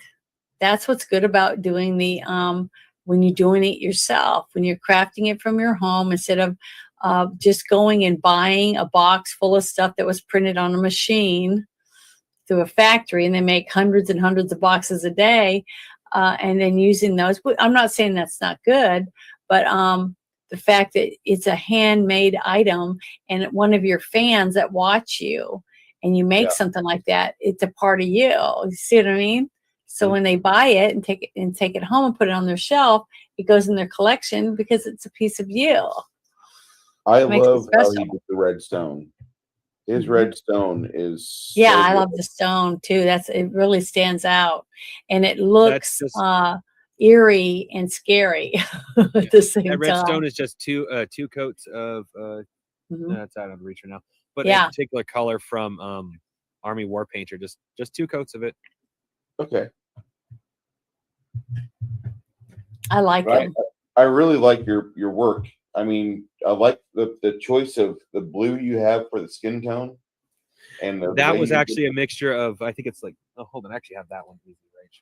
See here, Sailboat Blue from Ranger Alcohol Inks, and a little bit of, also from Ranger Alcohol Inks, a color called Bottle. Okay. Then we've 3 got drops of the blue and 1 drop of the green, and I got that blue. I've got the base here, and this base I think looks really phenomenal. Mm-hmm. The base is just a plaid bone or whatever it's called from the Army painters for the skull, and the main color for the rest of the base is alcohol ink. I think also from Ranger. Shadow gray. Okay. But it's got a shimmer to it, like it's moist, like in a basement. I, that I was just, because I just added a coat of clear Sealant, coat polyurethane satin varnish. Yeah, I didn't make the coat. I put on it thick enough, and it started chipping. Apparently, I need more than 1 coat. I just got a hold of this stuff. I got a hold of it for free on top of that. I probably should have read the can better. I'll bet it'll say add 2 coats. You did good, dude. You did good. I love the way this guy come out. I think you did really good with your Skeletor. And another thing, the only thing I would have done differently with yours is I would have tried to get more black at the back of the hood. That way somebody doesn't try to use a flashlight and see what's back there and sees like veins or sees bits of like I really like just going with the absolute black in the back. Yeah, that I tried to, but I didn't want to make the primer too thick. So I went back in with an alcohol ink, and that kind of worked, as you could see, but also kind of didn't, because after I came back in with the white spray paint, for some reason the alcohol ink went kind of less black. It was weird. Well, you did very good with that Skeletor. I really commend you on your paint job on it. The bust came out really good. Your printer is a success. Well, it's 10,000 times better than I could do. I can tell you right now. I thought I was never going to get those 2 little ones, and they're only like this big. You know, they're tiny. It was 2 Venom agents that I touched up to make them look like Deadpool and Ultron, to put in that multi picture that I made. Yeah. All the different characters in the group, and then I put them in a shadow box together, and I wanted each character underneath of the one I made in the rhinestones. Yeah. So I'll have to put that in your Discord, Bruce. Okay. I'll post that video in there of that one that I did. 6 Nations, 31 Kings. As far as I know, it's not. I know for a fact the Army painters aren't. As for the alcohol inks, I'm pretty sure they're not, but I got them from a thrift store, so I didn't get the instructions with them. I just got them as bottles. It's almost 10:40. We are at the cusp of 3 hours, and as much as I enjoy talking with my 2 guests here, Janet is almost at allergy 30. Yeah, I'm already been stuffed up for the last 30 minutes. I'm sorry. I started sniffling. Hey, and I even took an extra pill right before we started, so I can't help it. My eyes are itchy and I get stuffy. All right. Crafting Gamer, thank you for coming on. Thank you for accepting my apology, and I kick me in the head next time whenever we've got a movie that you specifically paid to have us watch, and then we don't bring it on stream. Kick me in the head, like I said. Tell me in the middle of the stream. You even call me out, Bruce. What the fuck's going on? Why am I not up there with you? You could do that. I give you permission. Anybody permission. I will. Yeah, because we forget. You know, we're excited. I'm always spending the whole day thinking about what I'm gonna wear and making my promo video to put out. Yeah, well, admittedly, I just presumed Bruce was on some sort of schedule and was like, okay, no offense, Crafting Gamer, I can't time wise afford to have you on tonight. So No, I just I'm sure he just assumed he forgot had like I time did. restraints. We will be back next week, Sunday night. Be in our Mhm. Discord for the viewing of the Spice Diver Edit 1984's Dune. Be there for 3 hours. If you have popcorn, that would be appreciated. We will do a 5-minute intermission in the middle of the movie. That way you guys can get all your flow taken care of and restock on your drinks. And then Monday we will do the review of the 1984 Spice Diver Edit, which is a different version of Dune than what you've seen before, more than likely. Janet, would you like to take us out of the theater? Like, what do you mean? The final word, miss. Oh, just want to say thank you to everyone. Thank you for joining us. We really, really appreciate you for sticking with us and letting us do what we love and talk about movies. And we're glad that you guys enjoyed it. I hope you enjoyed it. Really, thank you, and good night. Night, everybody.